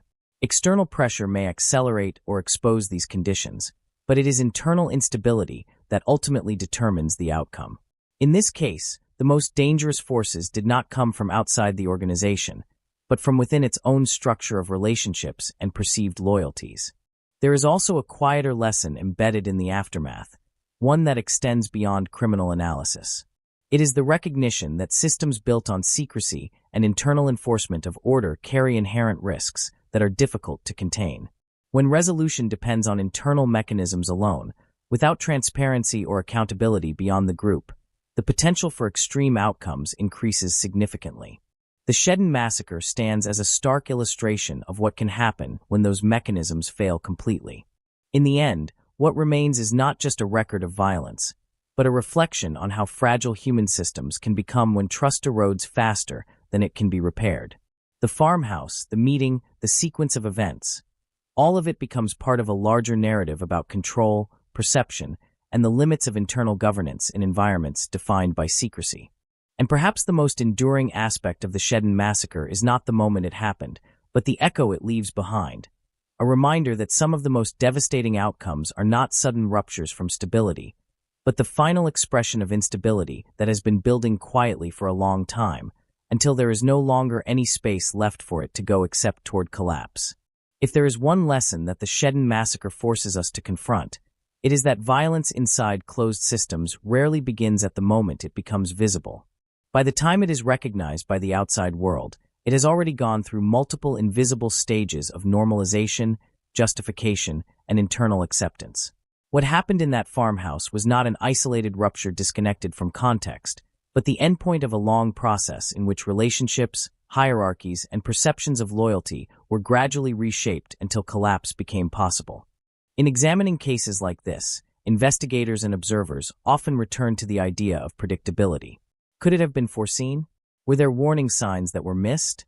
But this framing, while understandable, risks simplifying a much more complex reality. Warning signs in such environments are rarely clear or universally recognized. They are distributed unevenly across individuals, interpreted differently depending on position within the group, and often dismissed because acknowledging them fully would require challenging the stability of the system itself. Within the Ontario chapter of the Bandidos, as in many similar structures, stability was not maintained through transparency, but through controlled ambiguity. Information flowed selectively. Decisions were often framed in ways that allowed multiple interpretations. This ambiguity created flexibility, but it also created vulnerability. When trust is conditional and communication is indirect, uncertainty becomes a permanent state rather than an exception. Over time, that uncertainty accumulates, shaping behavior in ways that are not always immediately visible from the outside. One of the most important insights that emerges from the Shedden investigation is the way internal narratives can diverge from external reality. Within the group, individuals may have believed they were acting to preserve order, enforce discipline, or resolve conflict. From an external perspective, those same actions are interpreted through the lens of criminal responsibility and organized violence. Neither perspective fully cancels the other, but the distance between them is where much of the complexity of the case resides. The investigation also demonstrates how group identity can intensify decision-making under pressure. When individuals strongly identify with a collective structure, personal judgment can become secondary to perceived organizational necessity. Actions that might otherwise be unthinkable in isolation can become rationalized when framed as serving the stability or survival of the group. This does not explain the events in a simplistic way, but it helps clarify how internal justification processes can develop within closed systems. Another recurring theme is the role of perception in shaping outcomes. Much of what occurred in the lead-up to the Shedden massacre was influenced not only by what was actually happening, but by what individuals believed was happening. Perception, once formed, tends to guide interpretation of subsequent events, often reinforcing itself through selective attention. In environments already marked by suspicion, this dynamic becomes particularly powerful, as ambiguous signals are more likely to be interpreted as confirmation of existing fears. The aftermath of the case also raises questions about how justice is understood in situations where multiple layers of responsibility and interpretation exist. Legal systems are designed to determine accountability based on evidence and standards of proof, but they operate within a broader social context where meaning is not limited to legal outcomes. For families, communities, and observers, justice is often measured not only in verdicts, but in the degree to which an event can be understood, contextualized, and emotionally processed. In the Shedden case, the legal resolution provided structure, but it did not eliminate complexity. The verdicts defined responsibility within the framework of law, yet the broader questions about how and why the events unfolded continue to exist in a space that law alone cannot fully address. This is not a limitation of the legal system, but a reflection of the difference between legal determination and human understanding. As time passes, cases like Shedden begin to transition from immediate investigations into historical reference points. They are studied, referenced, and analyzed not only for what they reveal about a specific event, but for what they reveal about patterns of behavior in similar environments. In this sense, the case becomes part of a larger body of knowledge about organizational fragility, internal conflict, and the dynamics of closed systems under pressure. Yet even as analytical frameworks are applied, the human dimension remains central. Behind every structural interpretation are individuals whose lives were altered permanently, both those who were directly involved and those connected to them through family and relationship. The persistence of that impact is what prevents the case from becoming purely theoretical. It remains grounded in lived experience, memory, and loss. Ultimately, the Shedden massacre stands as a reminder that the most significant breakdowns are often not sudden deviations from stability, but the final stage of processes that have been developing quietly over time. When internal mechanisms of trust, communication, and conflict resolution fail or become distorted, the system does not simply correct itself. It moves toward outcomes shaped by the very tensions it could no longer contain. And long after the investigation has ended and the legal process has concluded, what remains is not only the record of what happened, but the enduring question of how fragile any closed system becomes when its internal bonds are tested beyond their capacity to hold. When a case like Shedden is revisited years after its conclusion, it no longer exists only as a sequence of investigative steps or courtroom arguments. It becomes something more layered, something that sits between documented fact and collective memory. The physical evidence remains archived, the legal decisions remain final, But the interpretation of what those facts mean continues to evolve as new generations encounter the case without having experienced its immediacy. Time does not weaken the facts, but it does change the way they are understood. One of the most striking aspects of long-term reflection on the Shedden massacre is how the event gradually shifts from being seen purely as an act of organized violence to being understood as a structural failure within a closed system. The emphasis moves away from the moment of execution and toward the conditions that made such a coordinated collapse possible. This shift in perspective does not diminish the severity of what occurred, but it expands the scope of analysis to include organizational psychology, group dynamics, and the internal logic of loyalty-based systems. In many ways, the case becomes a study in boundaries. Not only the physical boundaries of the farmhouse where the event occurred, but also the psychological boundaries that separate trust from suspicion, order from instability, and authority from control. Within the Bandidos Ontario chapter, these boundaries were not fixed. They were constantly negotiated, reinterpreted, and tested. Over time, that fluidity created an environment where certainty was difficult to maintain and where decisions could shift rapidly depending on internal perception. Another important dimension that emerges in retrospective analysis is the role of silence.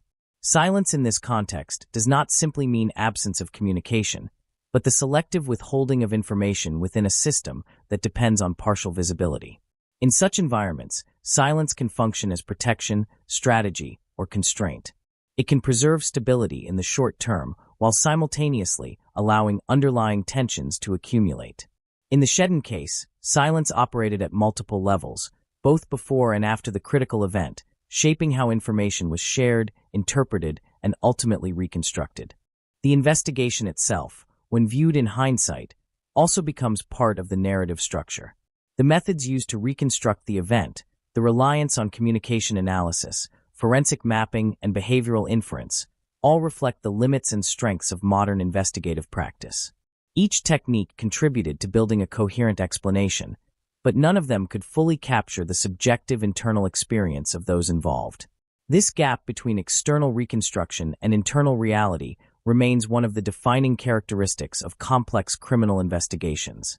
As the case continues to be studied, it is often referenced in discussions about organizational vulnerability. Closed groups that rely heavily on internal enforcement mechanisms and hierarchical loyalty are particularly susceptible to internal fragmentation when trust erodes. Once suspicion becomes embedded in the system, it can begin to influence decision-making in ways that are difficult to reverse. The Shedden massacre is frequently cited as an extreme example of how unresolved internal tensions can escalate when there is no external mechanism for resolution. At the same time, it is important to recognize that structural analysis alone cannot fully account for the human dimension of the case. Behind every organizational dynamic are individual decisions shaped by personal history, perception, and immediate circumstance. These decisions do not occur in isolation, but within a network of relationships that influence how situations are interpreted and acted upon. The complexity of Shedden lies precisely in this intersection between structure and individuality, where systemic conditions and personal agency converge. For those indirectly affected by the case, including families, communities, and observers, the passage of time does not necessarily lead to resolution. Instead, it often leads to a different kind of engagement with the event. Initial shock may fade, but questions about meaning, causality, and preventability persist. Over time, the emotional intensity may shift, but the underlying need to understand remains. In the broader context of criminal history, Shedden occupies a particular position because it challenges simple categorizations. It is neither a spontaneous act of violence nor a purely strategic operation in the conventional sense.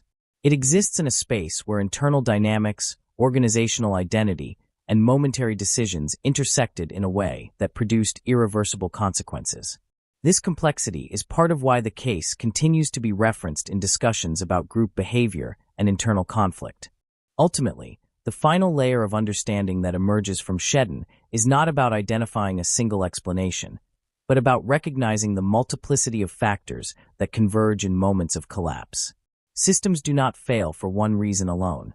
They fail when multiple pressures align, when internal mechanisms of regulation become ineffective, and when the capacity to manage conflict is overtaken by the dynamics of suspicion and control. And even after all analysis is complete, what remains is a reminder that some events cannot be fully contained within the moment they occur. They continue to expand outward in meaning, shaped by time, interpretation, and reflection, long after the physical scene has been cleared and the legal process has reached its conclusion. In the final layer of reflection on the Shedden massacre, what becomes most apparent is not only the severity of the event itself, but the way it forces a reassessment of how internal systems of power and loyalty are understood. Over time, the case stops being viewed solely through the lens of a single violent episode and instead becomes a reference point for how fragile cohesion can be when it is built on conditional trust rather than stable, transparent structure. The event becomes less about a moment of violence and more about the long accumulation of internal pressure that preceded it. Within closed organizations like the one at the center of Shedden, loyalty is often treated as both currency and identity. It defines membership, determines rank, and shapes expectations of behavior. But loyalty in such environments is rarely absolute. It is constantly tested, measured, and interpreted through actions that may carry different meanings depending on perspective. When loyalty becomes something that must be continuously proven, it also becomes something that can be questioned at any time. This instability creates a foundation where suspicion can grow quietly without needing external influence. One of the most important realizations that emerges from long-term analysis of the case is how quickly perception can become operational reality. Once individuals within a system begin to believe that others may no longer be trustworthy, those beliefs start to influence behavior in concrete ways. Decisions are adjusted, alliances are reconsidered, and communication becomes more guarded. Even if the original perception is incomplete or incorrect, the responses it triggers can still reshape the structure of the group. In this way, perception does not merely reflect reality, it actively participates in creating it. The Shedden massacre also highlights the danger of environments where conflict resolution mechanisms exist only internally. Without external frameworks to mediate disputes or provide accountability, disagreements must be resolved within the same system that is already under strain. This creates a situation where neutrality is difficult to achieve, because all participants are already embedded within the same hierarchy of influence and suspicion. When resolution is delayed or avoided, unresolved tension does not disappear. It accumulates until it demands resolution in a more extreme form. Another layer of understanding comes from examining how ordinary behavior can exist alongside extraordinary outcomes. In the lead-up to the events at the farmhouse, there was no outward indication to casual observers that a coordinated act of violence was imminent. This contrast between surface normality and underlying instability is one of the most unsettling aspects of the case. It challenges the assumption that extreme outcomes are always preceded by visible warning signs. Instead, it suggests that the most significant indicators may exist only within internal dynamics that are not accessible to external observation. As investigators reconstructed the sequence of events, they were not only assembling physical evidence, but also attempting to reconstruct a social environment that was already disintegrating at the moment it was being analyzed. Every piece of testimony, every forensic detail, and every recovered communication became part of an effort to stabilize a narrative out of something that was fundamentally unstable. This process of reconstruction is itself an interpretation, shaped by available evidence and investigative frameworks, but always limited by the absence of complete internal visibility.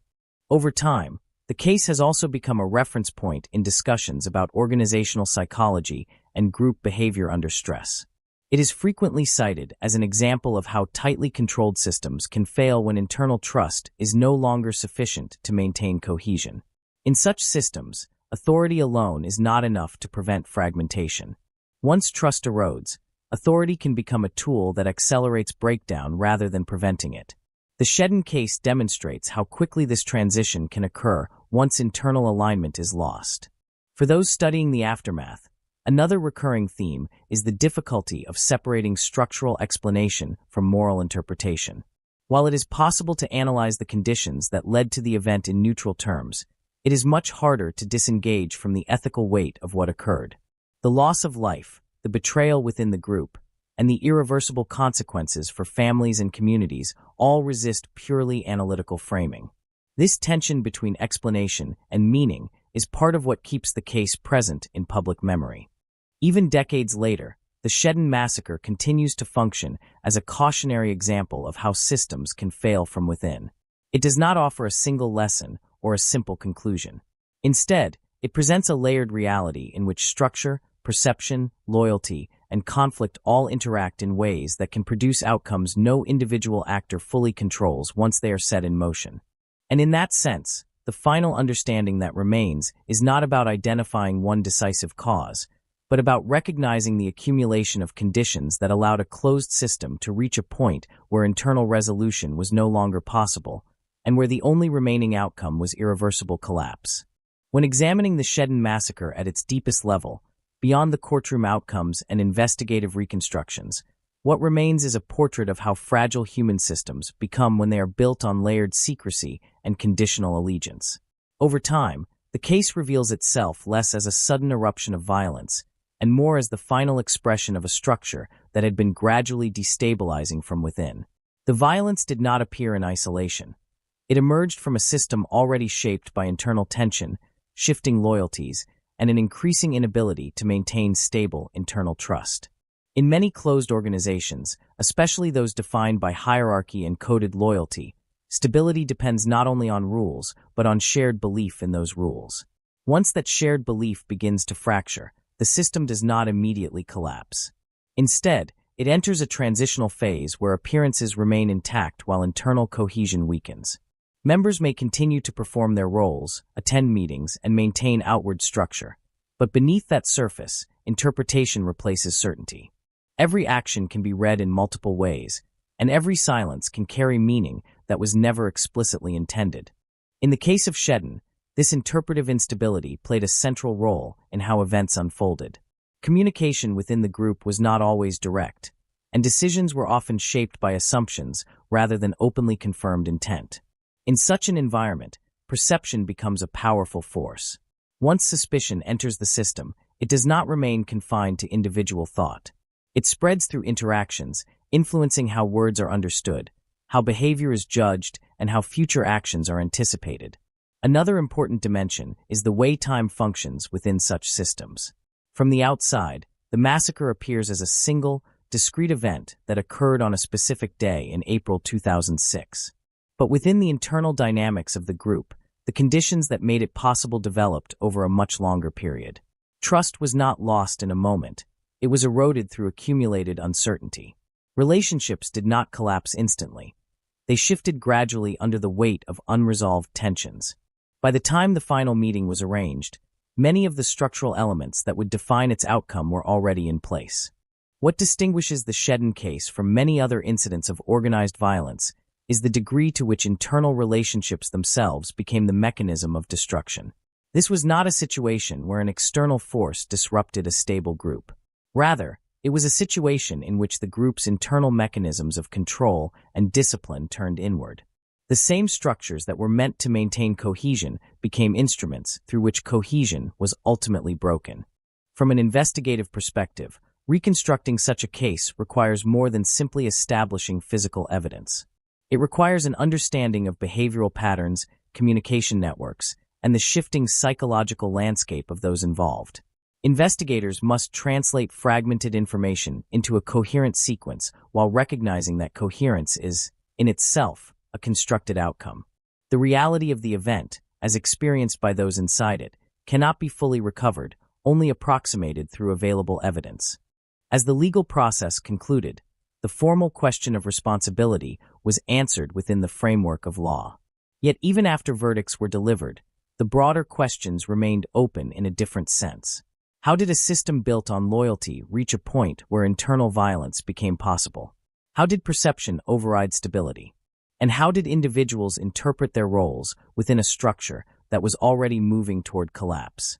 These questions extend beyond legal resolution into the domain of social and psychological analysis. Over time, the case has come to serve as a reference point for understanding how closed systems behave under internal stress. It illustrates how quickly organizational boundaries can shift when trust becomes conditional and communication becomes fragmented. It also demonstrates that the appearance of stability can be misleading when the underlying structure is dependent on unspoken assumptions rather than transparent agreement. At the same time, it is important to recognize that structural explanations, while necessary, do not exhaust the meaning of what occurred. Behind every analytical framework are human lives that were permanently altered. The individuals involved were not simply elements within a system. They were participants in relationships shaped by history, emotion, and personal perception. Any attempt to fully understand the case must hold both dimensions at once: the structural and the human, the systemic and the individual. In the final reflection, the Shedden massacre stands as an example of how internal systems can reach a point where they no longer regulate themselves effectively. When that happens, the system does not simply pause or correct course. It moves toward resolution through whatever means remain available within its internal logic. In this case, that logic led to irreversible consequences. And long after the details of the investigation have been studied and the legal outcomes recorded, what persists is a broader understanding of how fragile cohesion becomes when it depends on continuously negotiated trust, and how quickly that cohesion can dissolve when suspicion becomes stronger than the bonds that once held it together. In the final contemplation of the Shedden massacre, what emerges is not a new set of facts, but a deeper awareness of how certain events resist closure even after they have been fully processed by the legal system. The verdicts may be delivered, the sentences may be imposed, and the evidence may be thoroughly examined, yet the broader meaning of what occurred continues to evolve as time separates the present from the moment of impact. Distance does not erase the event, it reshapes how it is understood. One of the most enduring aspects of the Shedden case is the way it exposes the hidden instability that can exist within tightly bound groups. From the outside, such organizations often appear structured, disciplined, and predictable in their internal logic. They operate with defined hierarchies, recognizable symbols, and established codes of conduct.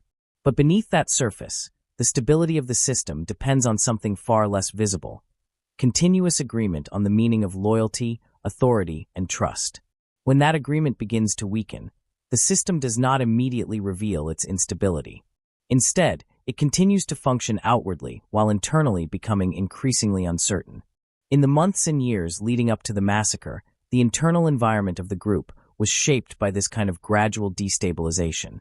Communication that once may have been straightforward became layered with implication. Decisions that once may have been collectively understood became subject to interpretation. In such conditions, the difference between cooperation and suspicion becomes increasingly thin, and the threshold for conflict becomes lower. What might once have been resolved through discussion or adjustment instead begins to accumulate unresolved tension. The Shedden event also illustrates how critical moments are often the culmination of long processes rather than sudden deviations. The final gathering at the farmhouse appears, in hindsight, as a single defining point, but its significance is rooted in everything that preceded it. The meeting itself was not the beginning of the breakdown. It was the point at which accumulated instability reached a level where it could no longer remain contained. By the time the individuals arrived, the outcome had already been shaped by prior shifts in perception, alignment, and internal trust. Another important dimension of the case is the role of certainty, or more precisely, the lack of it.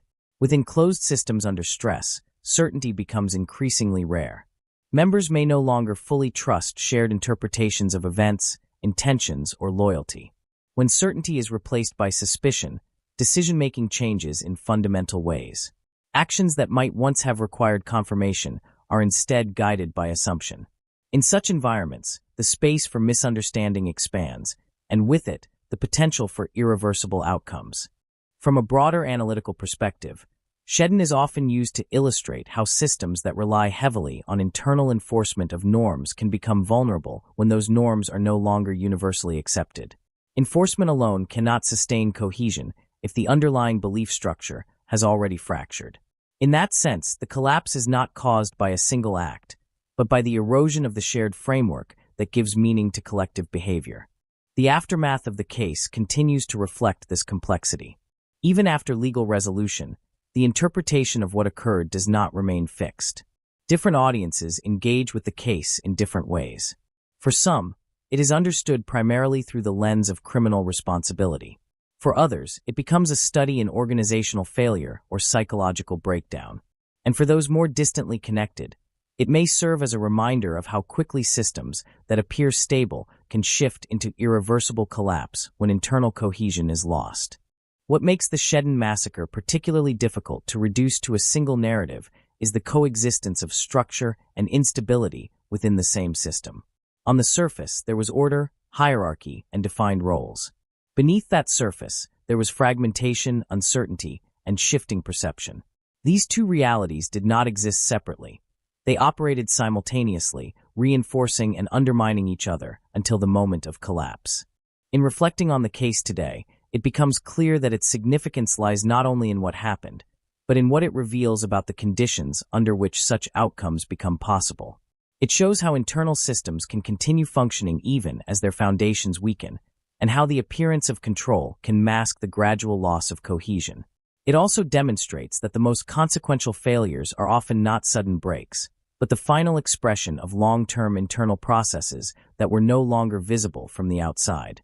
And in that lingering space between understanding and finality, the Shedden massacre remains not just a closed case in legal terms, but an enduring study of how fragile collective systems can become when the bonds that sustain them are no longer strong enough to contain the pressures building within.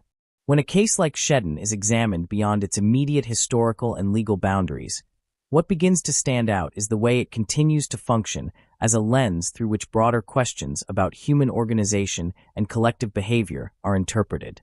It is no longer only a record of what occurred in a farmhouse in Ontario in 2006.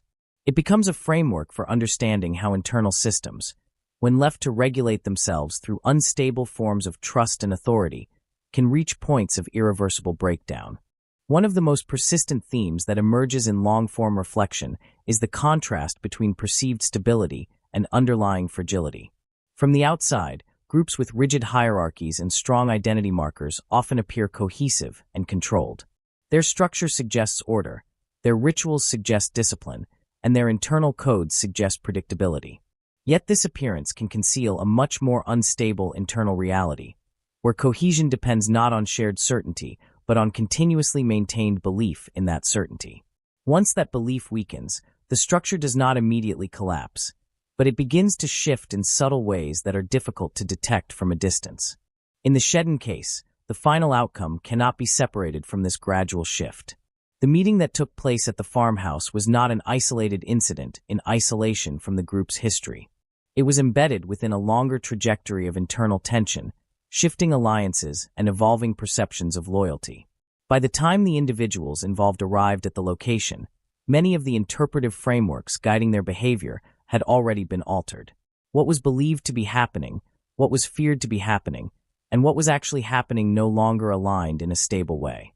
Another important aspect revealed through retrospective analysis is the role of ambiguity. In environments where communication is indirect and hierarchy is enforced through informal mechanisms, ambiguity becomes both a tool and a risk. It allows flexibility in interpretation, but it also creates space for misunderstanding.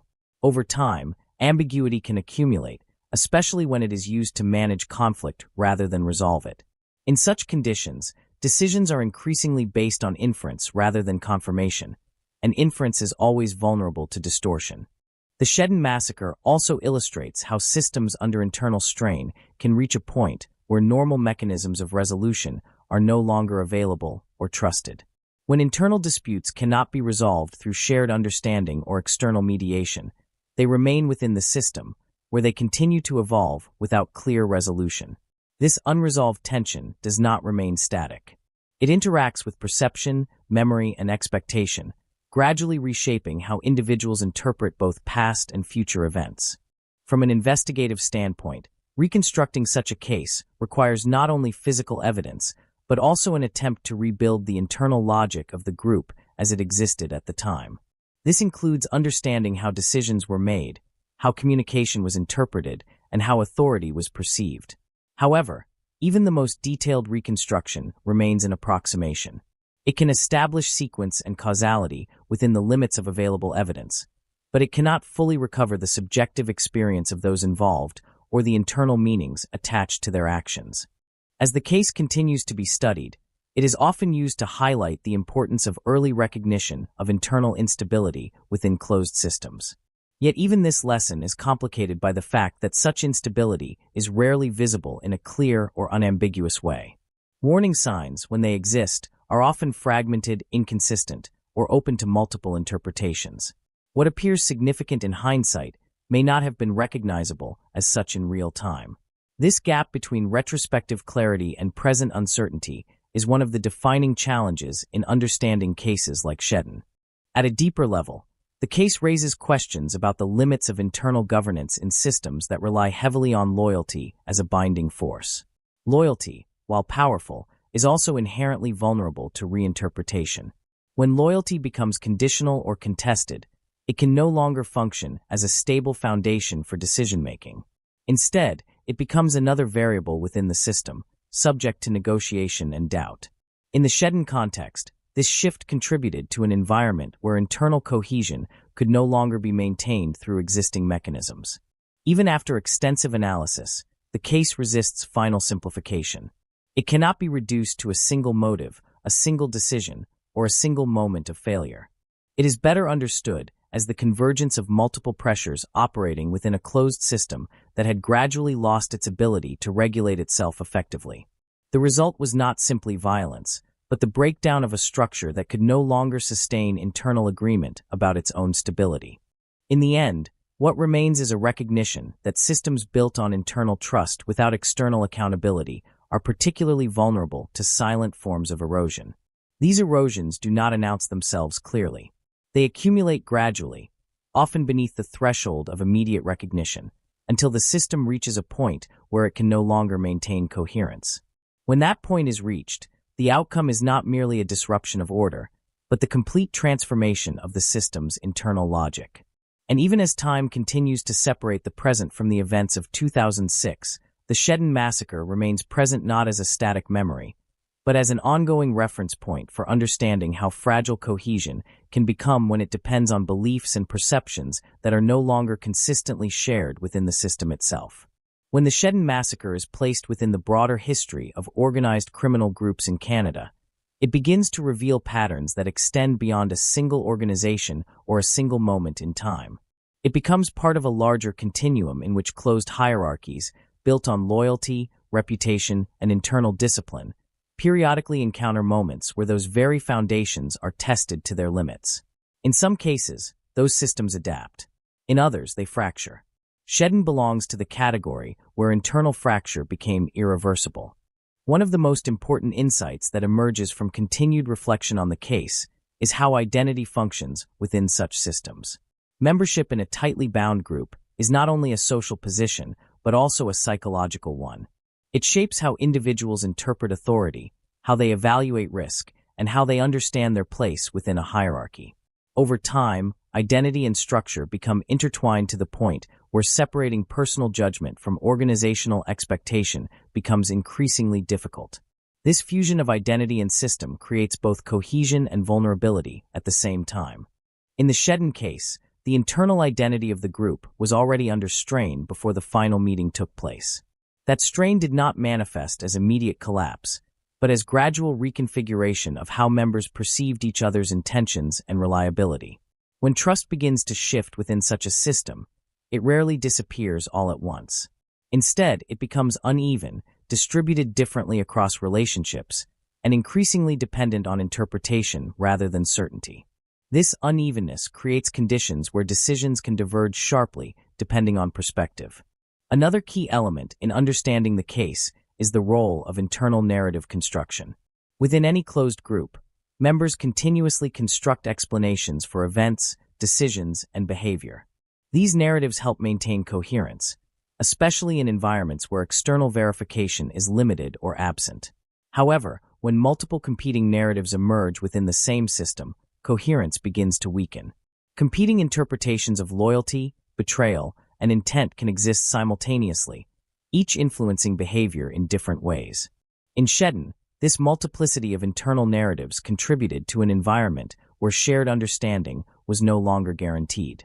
The investigation into the massacre also highlights how external systems of analysis attempt to impose order on events that were experienced internally as fragmented and dynamic. Law enforcement reconstruction, forensic mapping, and testimonial evidence all serve to create a linear narrative of what occurred. This narrative is necessary for legal clarity, but it inevitably simplifies the complexity of lived experience. the internal reality of those involved was not linear. It was shaped by rapidly shifting perceptions, incomplete information, and evolving interpretations of risk and intent. Over time, the case has also become a reference point in discussions about escalation within closed systems. Escalation in this context does not necessarily follow a predictable path. It can be gradual, nonlinear, and influenced by small changes in perception that accumulate over time. What begins as internal disagreement can, under certain conditions, evolve into structural instability. The Shedden massacre is often cited as an example of how escalation can reach a point where internal mechanisms of control are no longer sufficient to prevent catastrophic outcomes. Another dimension that continues to be analyzed is the relationship between authority and legitimacy within the group. Authority in such systems is not only formal but also perceived. It depends on recognition by others within the hierarchy. When that recognition becomes unstable, authority itself becomes contested. In contested environments, decisions that would normally be accepted can become points of conflict. This dynamic contributes to an environment where internal alignment is increasingly difficult to maintain. The aftermath of the case further illustrates how difficult it is to reconstruct meaning in a way that satisfies all interpretive needs. For the legal system, the focus is on accountability and evidence-based conclusions. For analysts, the focus may shift toward structural conditions and behavioral patterns. For those indirectly affected, the focus is often on understanding and emotional processing. These different perspectives do not necessarily conflict, but they do not fully converge either. Each operates within its own framework of meaning. As years pass, Shedden continues to be revisited not because new facts fundamentally alter the established record, but because the interpretation of those facts continues to evolve. Each re-examination tends to emphasize different aspects of the case: organizational fragility, psychological dynamics, or systemic vulnerability. This ongoing reinterpretation reflects the complexity of the event itself, which resists confinement to a single explanatory model. At its core, the Shedden massacre demonstrates how internal systems built on layered trust and informal enforcement can reach a point where their own mechanisms become insufficient to manage internal tension. When that threshold is crossed, the system does not simply adjust. It transforms under pressure in ways that are often irreversible. The outcome is not only a moment of violence, but the visible collapse of an internal structure that had been gradually losing stability over time. And even now, long after the legal proceedings and investigative work have concluded, the case continues to serve as a reminder that some systems do not fail suddenly from external shock, but from the slow accumulation of internal pressures that eventually exceed the capacity of the system to contain them. In the final reflection on the Shedden massacre, what remains most striking is not any single detail of the event, but the way it continues to expose the limits of stability in systems that depend on internal cohesion to function. Over time, the case stops being understood only as a moment of violence, and instead becomes a broader study of how closed structures behave when the bonds that hold them together begin to weaken from within. The massacre itself becomes the visible endpoint of processes that were largely invisible while they were unfolding. One of the central lessons that emerges is how fragile perceived stability can be when it is maintained primarily through shared belief rather than transparent accountability. In the early stages of such systems, cohesion often appears strong because roles are clearly defined and hierarchy is visibly enforced. However, beneath that appearance, stability depends on continuous alignment of perception. When members no longer interpret situations in the same way, the foundation of that stability begins to shift. This shift may not be immediately visible, but it alters how decisions are made and how actions are justified. In the Shedden case, the final gathering at the farmhouse represents the point where internal interpretation and external reality diverged completely. What was believed to be a controlled internal process was, in fact, the culmination of accumulated mistrust and fractured communication. By the time the individuals arrived at the location, the system had already entered a state where resolution was no longer possible through ordinary internal mechanisms. The outcome was shaped not by a single decision, but by a long chain of escalating perceptions and responses. Another important aspect of the case is the way internal systems can continue to function even as they lose coherence. From the outside, there is often little indication that the structure is approaching a breaking point. Meetings still occur, roles are still performed, and communication continues. Yet internally, the meaning of those actions can shift significantly. When interpretation becomes unstable, the same behavior can be understood in multiple, sometimes contradictory ways.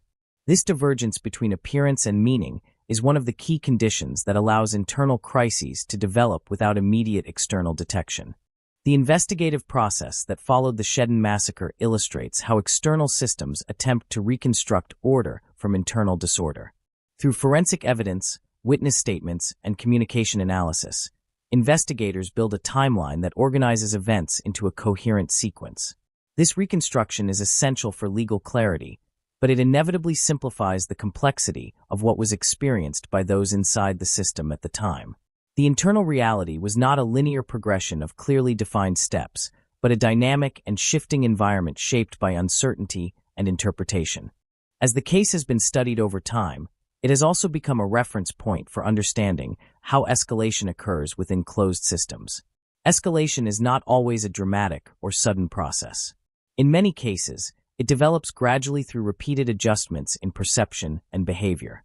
Small changes in trust or interpretation can accumulate, gradually altering the overall structure of relationships within the group. In Shedden, this accumulation reached a point where the existing mechanisms of control and communication were no longer sufficient to contain internal tension. The aftermath of the case continues to highlight the difference between legal resolution and interpretive closure. While the legal system provides definitive outcomes in terms of responsibility and sentencing, it does not fully resolve the broader questions of how and why the system reached the point it did. Those questions remain open to analysis, interpretation, and reflection. Different perspectives continue to emphasize different dimensions of the case, whether structural, psychological, or social, and none of these perspectives alone can fully encompass the complexity of what occurred. Over time, Shedden has come to represent more than a single criminal event. It functions as a case study in the dynamics of internal systems under strain, illustrating how cohesion can deteriorate when shared understanding breaks down. It also demonstrates how systems that appear stable externally can contain within them the conditions for sudden and irreversible transformation when internal alignment is lost. In the final analysis, what the Shedden massacre ultimately reveals is that systems built on internal trust without sufficient external checks are inherently vulnerable to gradual erosion that is difficult to detect until it reaches a critical threshold. Once that threshold is crossed, the system does not simply adjust or recover. It shifts into a new state defined by the breakdown of the very mechanisms that once maintained its stability. And even after all analysis has been completed and all legal processes concluded, the case remains a lasting reminder that the most significant failures are often not immediate or visible, but are the result of long, quiet processes that accumulate over time until they can no longer be contained within the structure that once held them together.